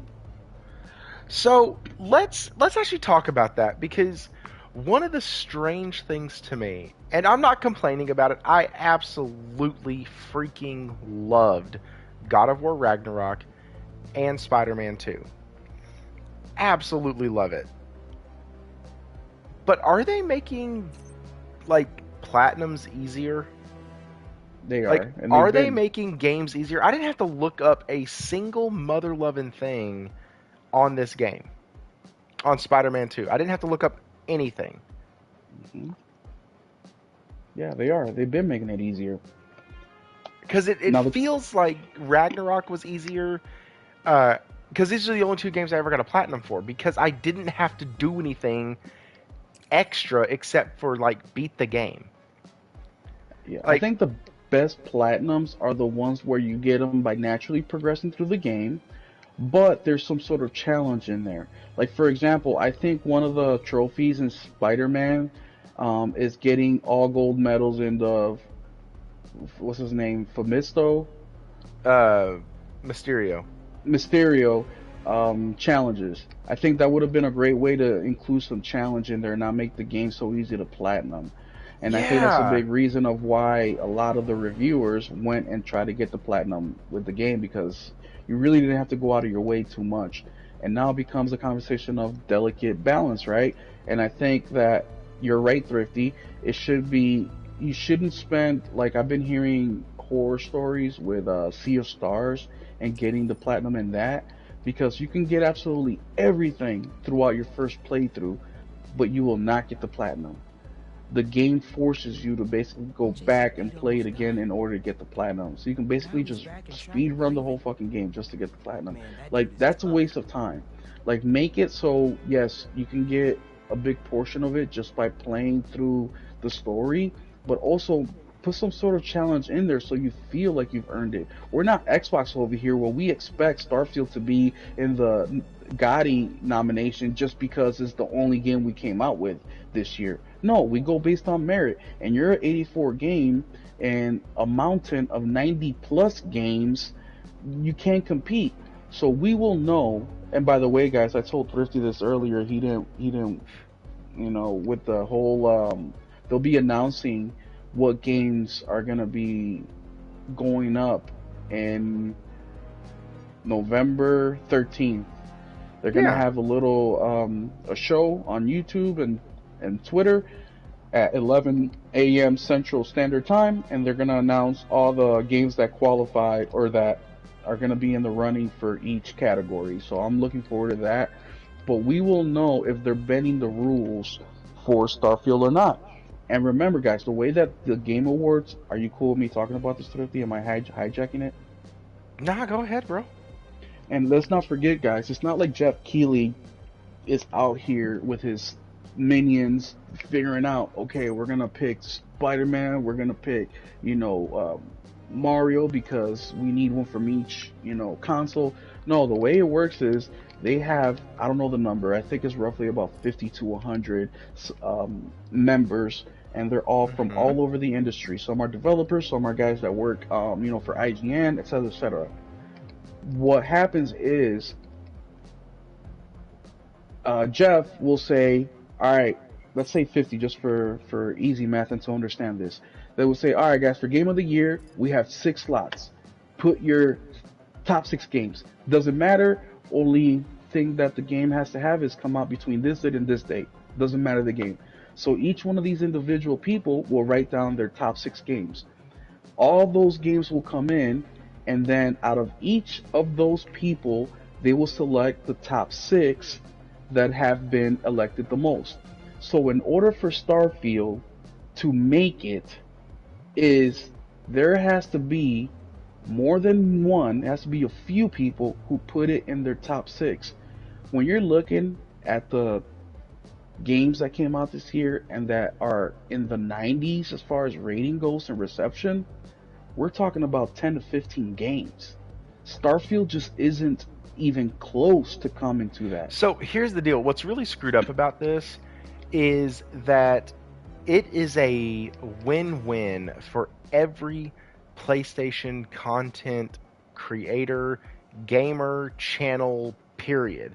Because if Starfield gets nominated, then we get to run with this whole thing is rigged and it had to be put in there because it was a Microsoft product. If it doesn't get nominated, we get to point out that the game of the generation didn't get nominated for game of the year. It won't. It's just physically impossible it's a win-win. for it to make it. Because in order for that to happen, that means that out of those 50 people, at least 20 of them will have to put Starfield somewhere in their top 6. And it's going to beat out, all the great games that we talk about. Fuck, including games like Armored Core that rated higher. Like, it just can't. The only way that they can make this happen without making it seem like they're as rigged, because they still will be looked as rigged, is if they extend the number of nominees. So instead of doing 6 like they've been doing forever, they extend it to 9. Then maybe you can see Starfield, be included in that. But if it's just 6, there's no way, guys. I mean, Alan Wake, Mario Wonders, Spider-Man. What's the RPG? The big one. I think Spider-Man. I'm sorry. I think Mario Wonder is out of it now. I think Alan Wake took Mario Wonder's spot. No, maybe, but that's the discussion. Spider-Man, Baldur's Gate might not. Baldur's Gate, Final Fantasy might not even make it. Final Fantasy is rated at 87. So even they might not make it. Like, the race is really tight this year. There isn't enough positions for Starfield. So no matter how much Jeff wants to do one from each, console, you just can't. There's not enough room unless he extends it to a higher number like 9 or 10. And then on top of that, you have to have a big portion of the voters. I call them the electoral vote because they're the ones that are, enough of them to say, yeah, Starfield was in my top 6. And remember, when we're talking about games that are being elected for GOTY, it's not necessarily because of Metacritic scores. No, it's a combination of things. Like, for example, me, I love RoboCop. If it was my personal top 6, RoboCop would be there. RoboCop would definitely be there. It was a fun game. It hit you in the nostalgia. They did it right. I consider now RoboCop, the game, Rogue City, to be the 3rd movie in the trilogy. Like, the 3rd movie, gone, doesn't exist. Like, it fits so fucking well. But that would be part of my game of the year. Another one would be Armored Core. That would be another one that I would put in mine. So if I was one of the electoral votes in Jeff's, game of the year conversation, mine would be, Spider-Man, Baldur's Gate, you know, and Rogue City and a couple other games that I talked about. So that's the only way Starfield can get in there. Only way, and I don't see that happening. I mean, I hope you're right. I don't want to make the show that it got in and it's rigged, because dear Lord help me. We all knew that it was kind of rigged a bit the year that Elden Ring came out, because you had Elden Ring won Game of the Year, but Ragnarok ended up winning like Best Action Game of the Year. And so like they had to split it up. Whichever one won the Game of the Year was the other one was going to win in its respective category. Like they had to do that. And well, so, I mean, it just comes down to the electoral votes. You know, once again, and look, and who I'm really feeling bad for is Horizon. Like their timing is terrible.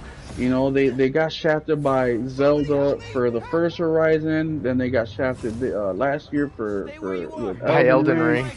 But look, we just have to be real. Elden Ring was a cultural fucking thing. I mean, look how many copies it sold. I mean, fuck, they even had that one guy, who was butt naked and had a pot in his head. What's his freaking name? And he came in and he was Florida helping Man? people. What was it? Florida Man? No, not Florida Man. And he would basically come in and co-op games with people and help them beat Melania. And I mean, like, he was a whole freaking thing, and FromSoft even gave him an award and gave him a sword. Like, it was a movement with Elden Ring. So I already knew that I was gonna win Game of the Year. And God of War Ragnarok, you know, to me it all fits. Remember, guys, sometimes because we feel like something should win, and because all the people that we talk to are friends and, you know, in our community, we are all saying, hey, let me solo you. Thank you, Warwana. Let me solo you. Beast.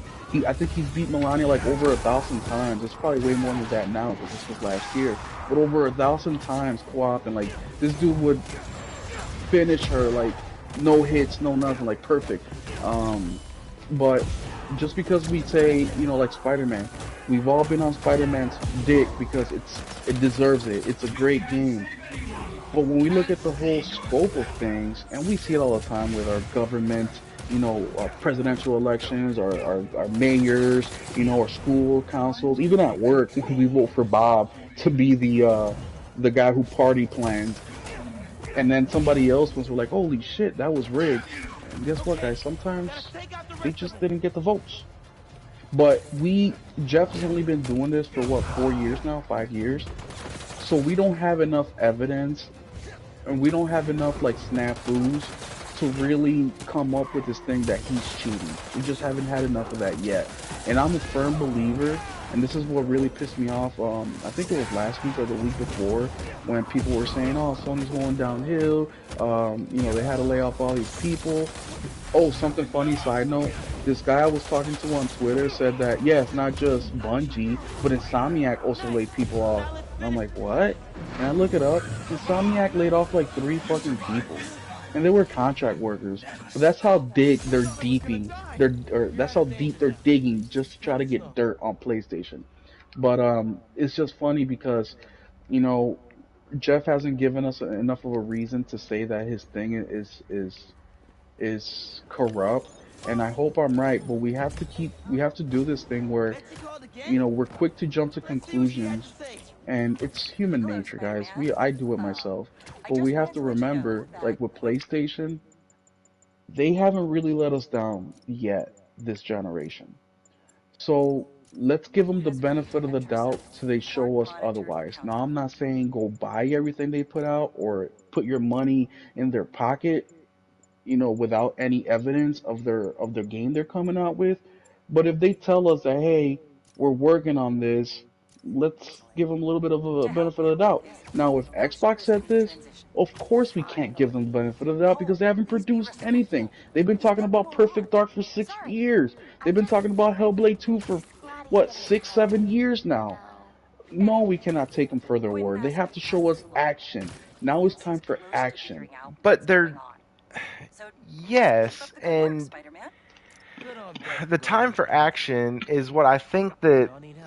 So this is all going to feed into one of my theories. So when you have a time for action, say it's in a sports team, what they start doing, if they really want somebody out but don't really have a way to get rid of them, what they start doing is letting that person get all the pieces around him that he wants. And then at the end of that year, depending on how the coach did, he'll either stay or they'll finally have a reason to fire him because they can look at him and go, listen, we gave you everything you asked for. We gave you everything you wanted. And now you've still shit the bed. And you've been saying for 3 years that you were going to turn this around. And you haven't done it yet. So I think that's a lot of what's going on with people getting promoted right now within Xbox as the company, with Alan Hartman now being head of Xbox Studios. Sarah Bond has gone over to wherever the hell she went to. And so, like, you have these moves of all people that have been closely tied in to Phil now being in these positions of head leadership in the company. I think Satya might be doing it in a sense of, hey, listen, you need this. You said you want this. Great. Here it is. Now, if you screw it up, it's on you. And I think that there might be some merit to that because companies do that all the time. I used to, when I was a manager, I used to call it taking away the excuse. So once you take away all forms of the excuse, then all it comes down to is the employee themselves and if they're going to be able to do what you ask. And so you take away the excuse. I do it with my children all the time. Like, that's all you do. And so there is a shot that is what Satya is doing. And you're right. And to add on to that, Thrifty, is of course they're doing that. They're always doing that. But to dig a little bit deeper, another reason of why Xbox is doing what they're doing with management is, one, they're spreading themselves thin. And the reason they're doing that is because now with the ABK acquisition, Phil needs people that he can trust in positions of authority. Because Phil cannot micromanage, hundreds of thousands of employees, tens upon tens of studios. So all those things that you said are correct, but to go another level, there also isn't as many people that Phil knows that have produced some sort of success, whether it was the last decade or two. But they're just doing it in a way where you're taking people away from key positions where you actually need these people to stay where they're at because they're the best at what they do where they're at and they need to produce. We don't need, what's the guy's name I got promoted from level 10? We don't need him to go run, to be the head of studios. We need him to make Forza the best game it can be. Because if they can at least have one game that is perfection, they at least have an anchor. They at least have a base to keep building off of. But now you pull them off from that, who knows what they're going to get from the next guy, and they don't have anything else in the balance. I mean, they're already getting a lot of shit from the games that they showed in their last presentation this summer. Incomplete. The art style is not what people thought it was going to be. The ugliness of their characters. It's a mess, man. It's a freaking mess. Yeah, and I don't foresee it getting any better until they finally come out and just say, hey, we have all this IP, we have all these studios, we're going cloud gaming, the Series X trash can is going to be our last technical console, and we're going to move away from that stuff, and we will be putting Game Pass everywhere. You will still be able to buy that device from us, and that's it. So I don't think you're going to get a ton of graphical innovation from them. I don't think you're going to get... I think they'll release a new cloud streaming device whenever, like, PlayStation 6 releases or, stuff like that, just to kind of be able to keep up. But I don't think they're ever going to go back into a full-blown console cycle. And Byron just asked me a question. He said, Thrifty, do you think Sony reveals a first-party game at the Game Awards? I actually No, do. I I think they're don't. gonna. I think they're gonna reveal something small. I think they're gonna reveal something from Maybe a maybe. DLC, like God of War DLC or something. No, I think it might be maybe. But I mean, that would be the spot-on bet. Is that it's Ghost 2, bro? No, hell no. If They'll they save don't that for save Ghost themselves. 2 for one of their shows, they're the dumbest people I know. But in their defense, they were pretty fucking stupid during the summer game shows. Like, because they gave us that one at during Summer Games Fest, and then they gave us one a month or so later that was better. Like, it Which one? was, What are you talking about? oh, when Sony did their other show, it was like, oh crap. It was the one that we had talked about. It was one of the ones that you were on here to talk about because you thought it was crap too. Yeah, the one we haven't gotten in a year and a half. No, no, no, no. That was the showcase. It was the one after the showcase. The state of play. Shit. Yes, it was the state of play that I thought was really, really good, and some of those things in the state Oh, of there play was should have nothing new. been. There was nothing new in that state of play. It's all shit that we already knew about. I don't understand why people were saying it was good. That's what I don't get. We go ham on Sony for the dumbest shit, but when they give us a state of play like that, we're all praising them. Like they didn't give us anything fucking new except for I forgot what it was. It was like one or two things. It was like not worth the 30-minute fucking trip of watching that shit. It's like there was nothing new. We knew everything that was going on there. I'm sorry, I'm going to rant now, but one thing No, going I back thought to the there was Xbox, stuff new that was there. mm-mm. Oh yeah, there was. There was like one or two things, but there were small stuff like the baby cakes thing. Not even. Damn, I gotta rewatch it. But just reading through Josh, see if Josh brings up anything. Yeah, Final RA2. No, that's we already know about that. We seen shit about that. Baby steps. I saw they saw that through what's the guy that goes through the indie games? Yoshida or not Yoshida, but he was promoting baby steps on Twitter before the presentation. We God, I got Final forget. Fantasy VII Rebirth. We got Spider-Man Hmm 2, Ghost Runner 2, DLC for games of Resident Evil and Tales of Arise, Oh, Tales just of to name a Arise. few. That was the new one, the DLC for Tales of Arise. That was the only new thing we got, and then something else. It was one more thing.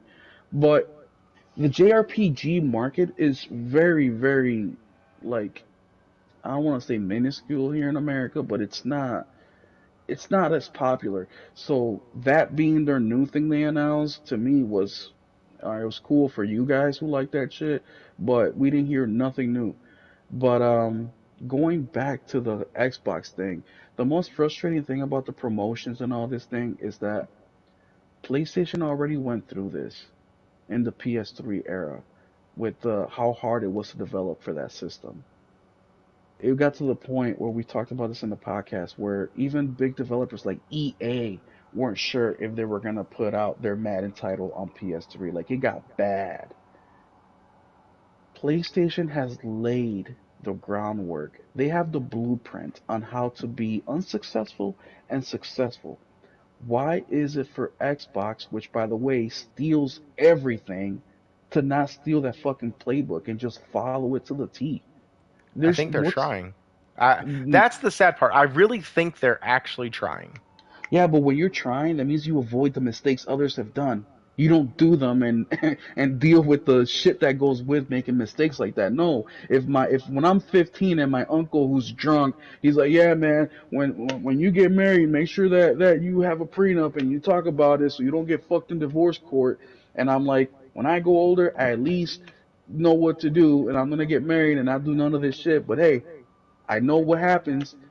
You didn't learn anything, except that now you're going through it with yourself. But then now, if you take your uncle's advice, you avoid some of the fucking headache, then you are off better than if you didn't do the things he taught you. Xbox is not doing that. They're just pushing harder. They're digging themselves deeper. They're throwing more money away. They're not listening. They're not doing anything PlayStation showed them.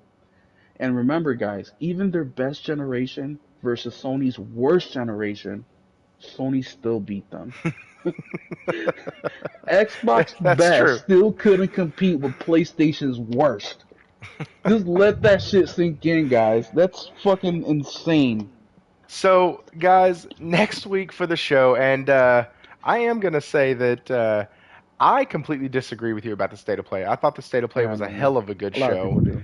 but it's because I'm a JRPG fan, and it gave me what I wanted in Tales of Arise. It gave me what I wanted in Final Fantasy VII Rebirth, and it gave me a look at Spider-Man 2. It gave me a release date for Helldivers, uh, Oh, which by the and way got delayed during that presentation. so what? No, it didn't get. We never had It an did. actual. We had a Late window. 2023. We had a window. So yes, it got delayed out of the window. It didn't move release dates. It didn't pull a Nope, but it Starfield. got moved out of the release window. And then you also had the Resident Evil 4 DLC. So I mean, we got some pretty cool stuff to keep gaming relevant and happy, and gamer. I'm sorry, to keep gaming relevant and to keep gamers happy. This dude, listen, outside gaming night or outsider gaming night, I almost contacted Thrash and was like, "Hey man, I'd love to do that, but I need a better computer to be able to do that because you have to basically the way it works is all the votes are tallied and then he kind of gives you the category that you like let him know, hey, I would like one of these 5 categories, and he sees if he can make that work. Then he gives you the category and you film it, you do all of that, you get all your editing done, and then you have to submit it to him, I think by December something or another. And I don't have the software to be able to do that type of You don't have a setup. PlayStation camera? Dude, that camera is so bad. The PlayStation camera for the PS5 is god awful. I mean, I better than had one nothing.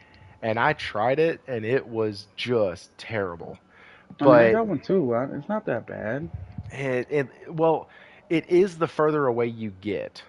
And so Well, like yeah. I'd have to sit super close to my PlayStation for it to actually look good. But anyways, I'd love to do something like that. I think that would be a blast. But guys, I'm gonna try to end this now. I think it's been a wonderful show. Y'all have gotten to see some Spider-Man gameplay, a lot of flying. Somebody in the chat was kind of trolling me for it, but I do, yeah, 1080p. I understand. Yeah, that's what you're getting on YouTube. That's not what I'm getting. But uh, they were like, "Man, Miles is like getting annoyed that you're not moving." I loaded an earlier save in the game, but like I'm stuck between going to do a story mission for Miles or going to go after one of the main villains, and I don't really want to do either of those because I don't want to spoil anything. Because one of them is a really cool, heartfelt side quest, and the other one ties directly into the story. So I didn't want to mess that up. No, that's the PS5 camera resolution. It's a bad. I was not impressed with it. They need to make like a camera 2.0 or something.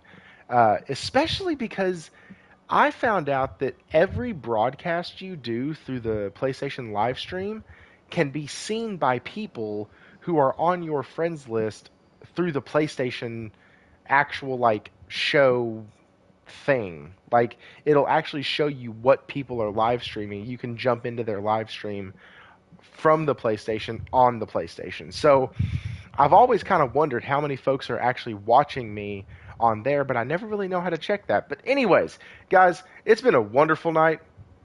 You can check out Will on X at Will777JP. That is also his PlayStation gamer tag. And awesome dude, usually down to play. I was gonna give him shit about Diablo charging $60 for Dude, a I think you're wrong about Diablo. I've horse done my skin. research.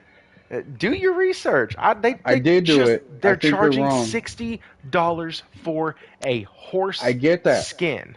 No, they're charging $65 for $75 worth of VC, and you get a horse skin. So you're actually winning. And once again, you don't need none of this shit to play the game. VC and winning in the same sentence. No, I said I said you're winning because you're saving money if you buy the shit individually. But no, you don't need the shit to win the game. It's just cosmetic shit. That's why I don't have a problem with it because you don't need it to play the game. The game gives you absolutely everything you need. Now, if you want to look cool, just like Call of Duty and everything else, then yeah, go ahead and buy it. I don't buy this shit. I did spend $10 on the battle pass because I was curious. I And don't now you're ever in buy the it. battle pass. No, I'm not. I'll stop playing the game whenever I'm done with the campaign. But I was curious to see how it works because I've never played a live service game like this before. And the season pass is only $10. I think Fortnite is 20, Call of Duty is 20 or some shit like that. So they're the cheapest. And like I wrote in the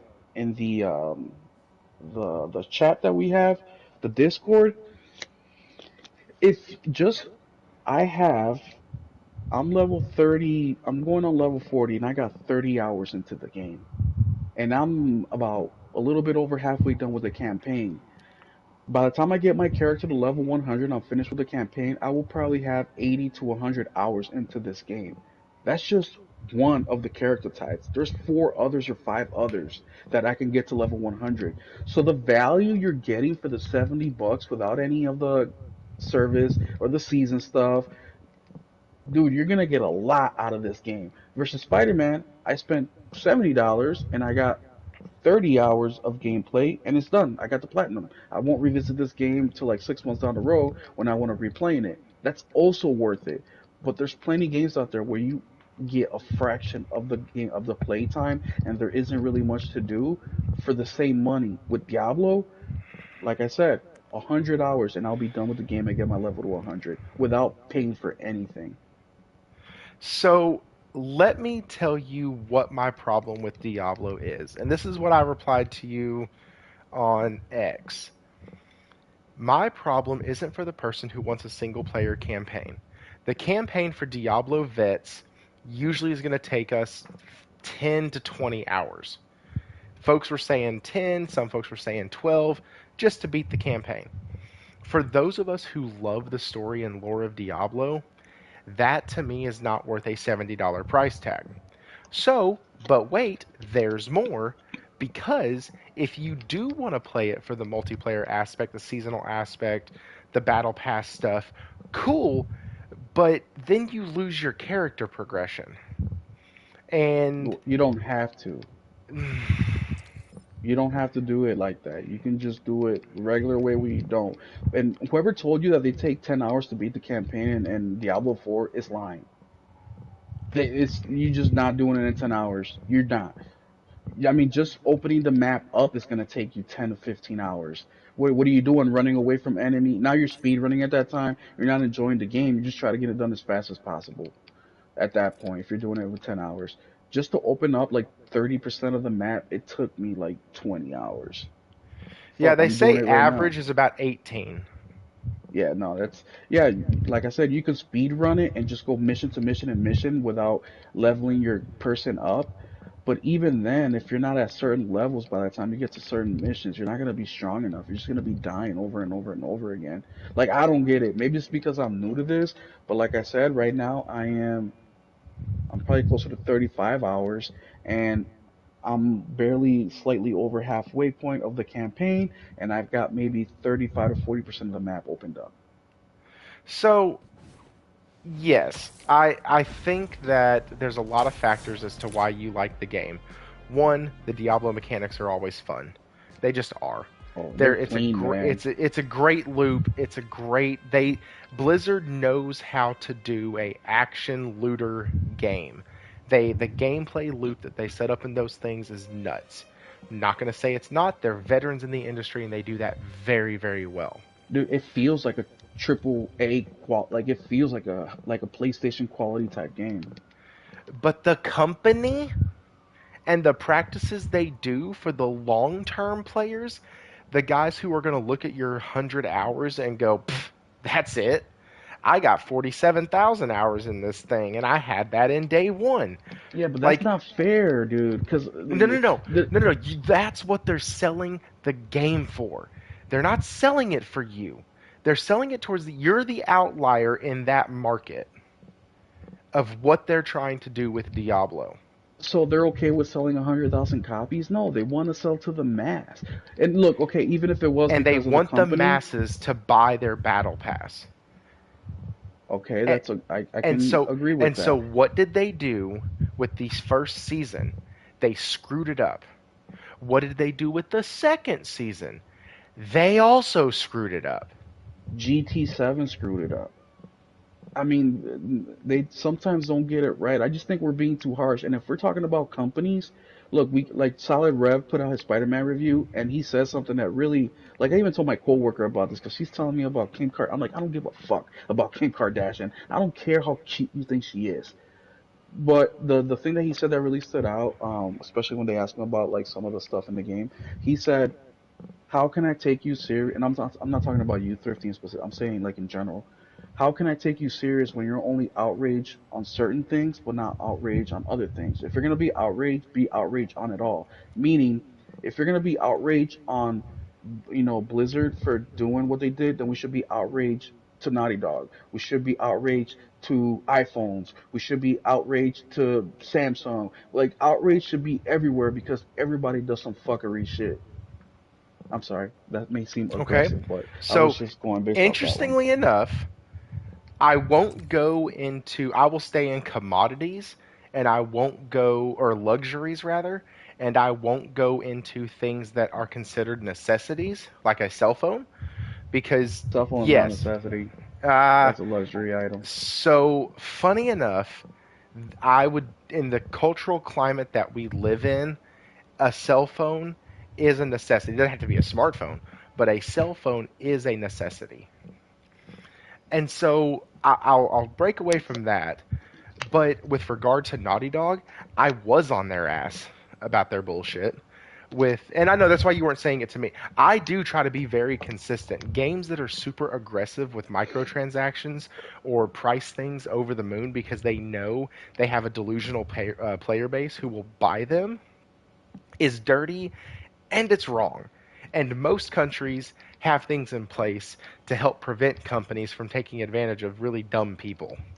And And see, and that frustrates me too. Not what you said, the opposite of that, because if a lot of these countries that ban shit like this, their laws are already strict. Like they don't have nowhere near the freedoms that we have. But the thing that I am gonna agree with Josh here, what I am pissed off, Josh, is that the DLC won't come out till the end of 2024. Are you kidding me?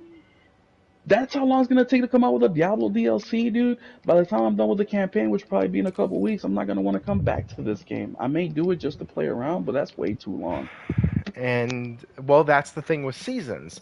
And that's so with Diablo, the way that's why they don't do a new Diablo every 2 years or 4 years or Yeah. 5 years or I mean, what whatever. has been 30 years, right? No, the last one was on the Diablo 1. PS3. No, I'm saying since So Diablo 1. When did Diablo 1 come out? 1995, Yeah, so 30 97. years. 4 games in 30 years. Oof. Yeah, Or Diablo games at least. No, and I can definitely see that, but I'm getting my money's worth. I got more time invested in this by the time I'm done than I will with Spider-Man and God of War combined. So that's value is in the eye of the beholder, I guess. yes. Now that is another thing I will agree with.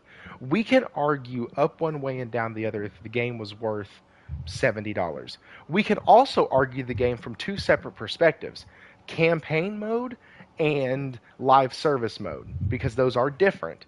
We've seen games before in the past that had a great live service or a multiplayer mode, but a really shitty campaign, or an amazing campaign, but the multiplayer mode was really lacking. Like, we've seen games like that. And so sometimes you can't just take a game as a whole and say, oh, well, I love it because I'm getting this out of it. Well, cool. That's awesome. Objectively, they're trying to accomplish something different with the game than just appeal to the campaign player. Now, at the end of the day, they got your $70, so the mission was accomplished. They got your money. They got 80 from me. But that's funny. What they want is the 80 plus the 20 plus the 20 plus the 20 But plus the what's wrong 20. with that? Why should if they're There's producing stuff that nothing people wrong want with to it, but when buy? they start nerfing characters and nerfing classes or changing things that don't need to be changed and not addressing the things that the community does need to change. Like, that's what the problem with Blizzard is. It's not that they're necessarily part of Activision, or it's not necessarily Bobby Kotick. It's that when their players talk, they do the Phil Spencer, we're learning, we're listening, but then they release the next season and it doesn't fix half of the issues that people were complaining about, and they make new ones. We should do a mini because I have the opposite view on that. We should do a mini podcast in regarding to that. If you guys want to hear it, and Thrifty's it would just be us arguing. We should do it. Would just be us arguing. I know, but that's the fun part because guys love that shit. Because I think the other way around. I think that you're an adult. If you are capable to going to work and earning money, and you spend that money, you cannot blame others for the mistakes you did. If you bought a game knowing their track record, that's why I'm a big proponent of speak with your wallet. If you know this company, and I know it's hard, guys, I know that we are in love with, like Mass Effect, the trilogy. You know what? I'm probably going to restart the trilogy again. I'm probably going to try to platinum the whole thing this time around. But I'm probably going to play it again in the next. Actually, I might start tomorrow. It's so fun. I own that bitch. It's but such a good the fourth time. one, Andromeda, I don't hate it like people do. I actually enjoyed it as well because I played it first before I played the trilogy. I didn't play the trilogy. I played Andromeda It was first. just janky. That's all it was. It was rushed. It was janky. And it didn't follow the story from Andromeda. Like, you had N7 and, like, it was a whole... But what I tell people is if you knew that and you saw the trailers, you saw the reviews, you saw the gameplay, how are you going to get mad at people for spending the money to buy the damn game if you knew that it wasn't going to be what you wanted? So here's the other thing that I hear in this, and this is, I'm not still trying to start an argument. I was trying to end this stream about 20 minutes ago. Josh has an ArgueCast. Yeah. I'm not trying to start an argument, but it's going to come off that way, and I apologize now in advance. Dude, we're adults. Stop it. So here's the deal. The same argument that you're making for Diablo is the same argument that Xbox players make for Starfield. Way different. I have all this time in it. I can do all these things. It's so fun. It's so great. I'm loving it. I don't understand why people don't like it. Objectively, you cannot say Starfield is a good time. Objectively, you just can't. No. Because that's what you're telling me that I can't do with Diablo. Chat, do you think that's what I'm doing with Diablo, what Thrifty just said? Just say yes or do or right period or whatever. It's that whole thing of what's good for the goose has to be good for the gander. But it's not the same thing because I just said that Diablo 3 has that AAA quality Sony level, of quality in there. I just told you all the reasons why the campaign is awesome. The big discussion with Diablo 4, which I can see, I don't disagree 100% on it. Is the nerfing, the seasoning, the pricing. Seasoning, yes, shit. They use too much pepper. Too much pepper. Or the seasons. I don't do this Games as a Service thing. So I can definitely see what you're saying. But now, when I'm playing the game, like I play the game, this is my second time trying the game. I tried the game day one in June when it came out, right? I picked the Barbarian. I reached level 17 in a day. I just redid. Did you go Whirlwind for your Barbarian? Yes, I did Whirlwind. Okay. This new one I did Rogue, which I prefer much better than the Barbarian. It's more agile, and the options for combat are more like you can do melee or you can do like bow and arrow. Yeah. Anyways, Rogue just is real squishy later on in late game. Yeah, that's what I heard. But it took me like 3 And by the way, I haven't played Diablo 4. I've just played 1, 2, and 3. But it took me like 3 days to get to level 20. So what I did in one day with Barbarian day 1, it took me 3 days now to do with Rogue. So I can see the nerfing of the characters, but now the game is way more cohesive. So even though it took me long, the reason I stopped playing Diablo the first time was because on one of the main missions you had to fight Lilith with the girl whose mom basically followed her and died, and you fight the mom. I couldn't beat that part at all, and I gave up on it. I'm like, fuck it, I can't do this. But then I came back, and even though the game was nerfed, it was still difficult, but I was able to beat it, and I felt way more accomplished. Versus when I played with the barbarian and things were OP, I did not feel like I'm just going through the motions. There's no thinking, there's no nothing. Just push the square and keep it moving, R2 once in a while, and that's it. So yes, they nerfed the game, but now the game flows better. And this is just my opinion from day one to day 4 months later. I can see that the cohesion of the game is better than it was then. Now I'm over the halfway point of the campaign. I'm enjoying this game tremendously, and yes, I'm being a smartass when I say that 75, $65 for getting $10 extra worth of shit. I'm being a smartass. Of course, they shouldn't have anything extra, especially cosmetic. I'm like, if you're gonna charge that much, then give me the fucking god weapon where I just one hit everything. So, But they can't do that. no, because the problem is if they did that, people were going to look at it like they were really Pay to win. Yes, it would have been Mm-hmm. pay to win, and they said it Yeah. wouldn't be pay to win. But guys, leave a comment on the video after it loads up. Check it out. Let me know what you thought. Let me know if there's any games that you find on sale. Join our Discord. It will be in the description. One of the photos in the thumbnail is from TCMF. Go check out his channel. Check out his X. His X is at TCMF2. Dude is making great mock-up photos of games that are coming that haven't had their art revealed yet. Like he did one for Spider-Man 2 a while back, did one for Ghost of Tsushima 2. The one on here that I'm using is for GTA 6. So just check it out. Really good stuff. Like I already gave y'all Will's stuff. You can find me on X at ThriftyPSGR, and then you can find me on the PlayStation at ThriftyPS_GR, where it lets you leave a little message. Just let me know who you are. Hey, I'm so and so from your show. Cool. Fantastic. Guys, with all of that, Achilles Legends Untold, I have a new review up on the channel for that. Go check that out. Oh, the reason I played Diablo was because I played Achilles. That's the reason I went back to Diablo. So, with all of that, guys, y'all have a wonderful night. And Byron, you beat me to it.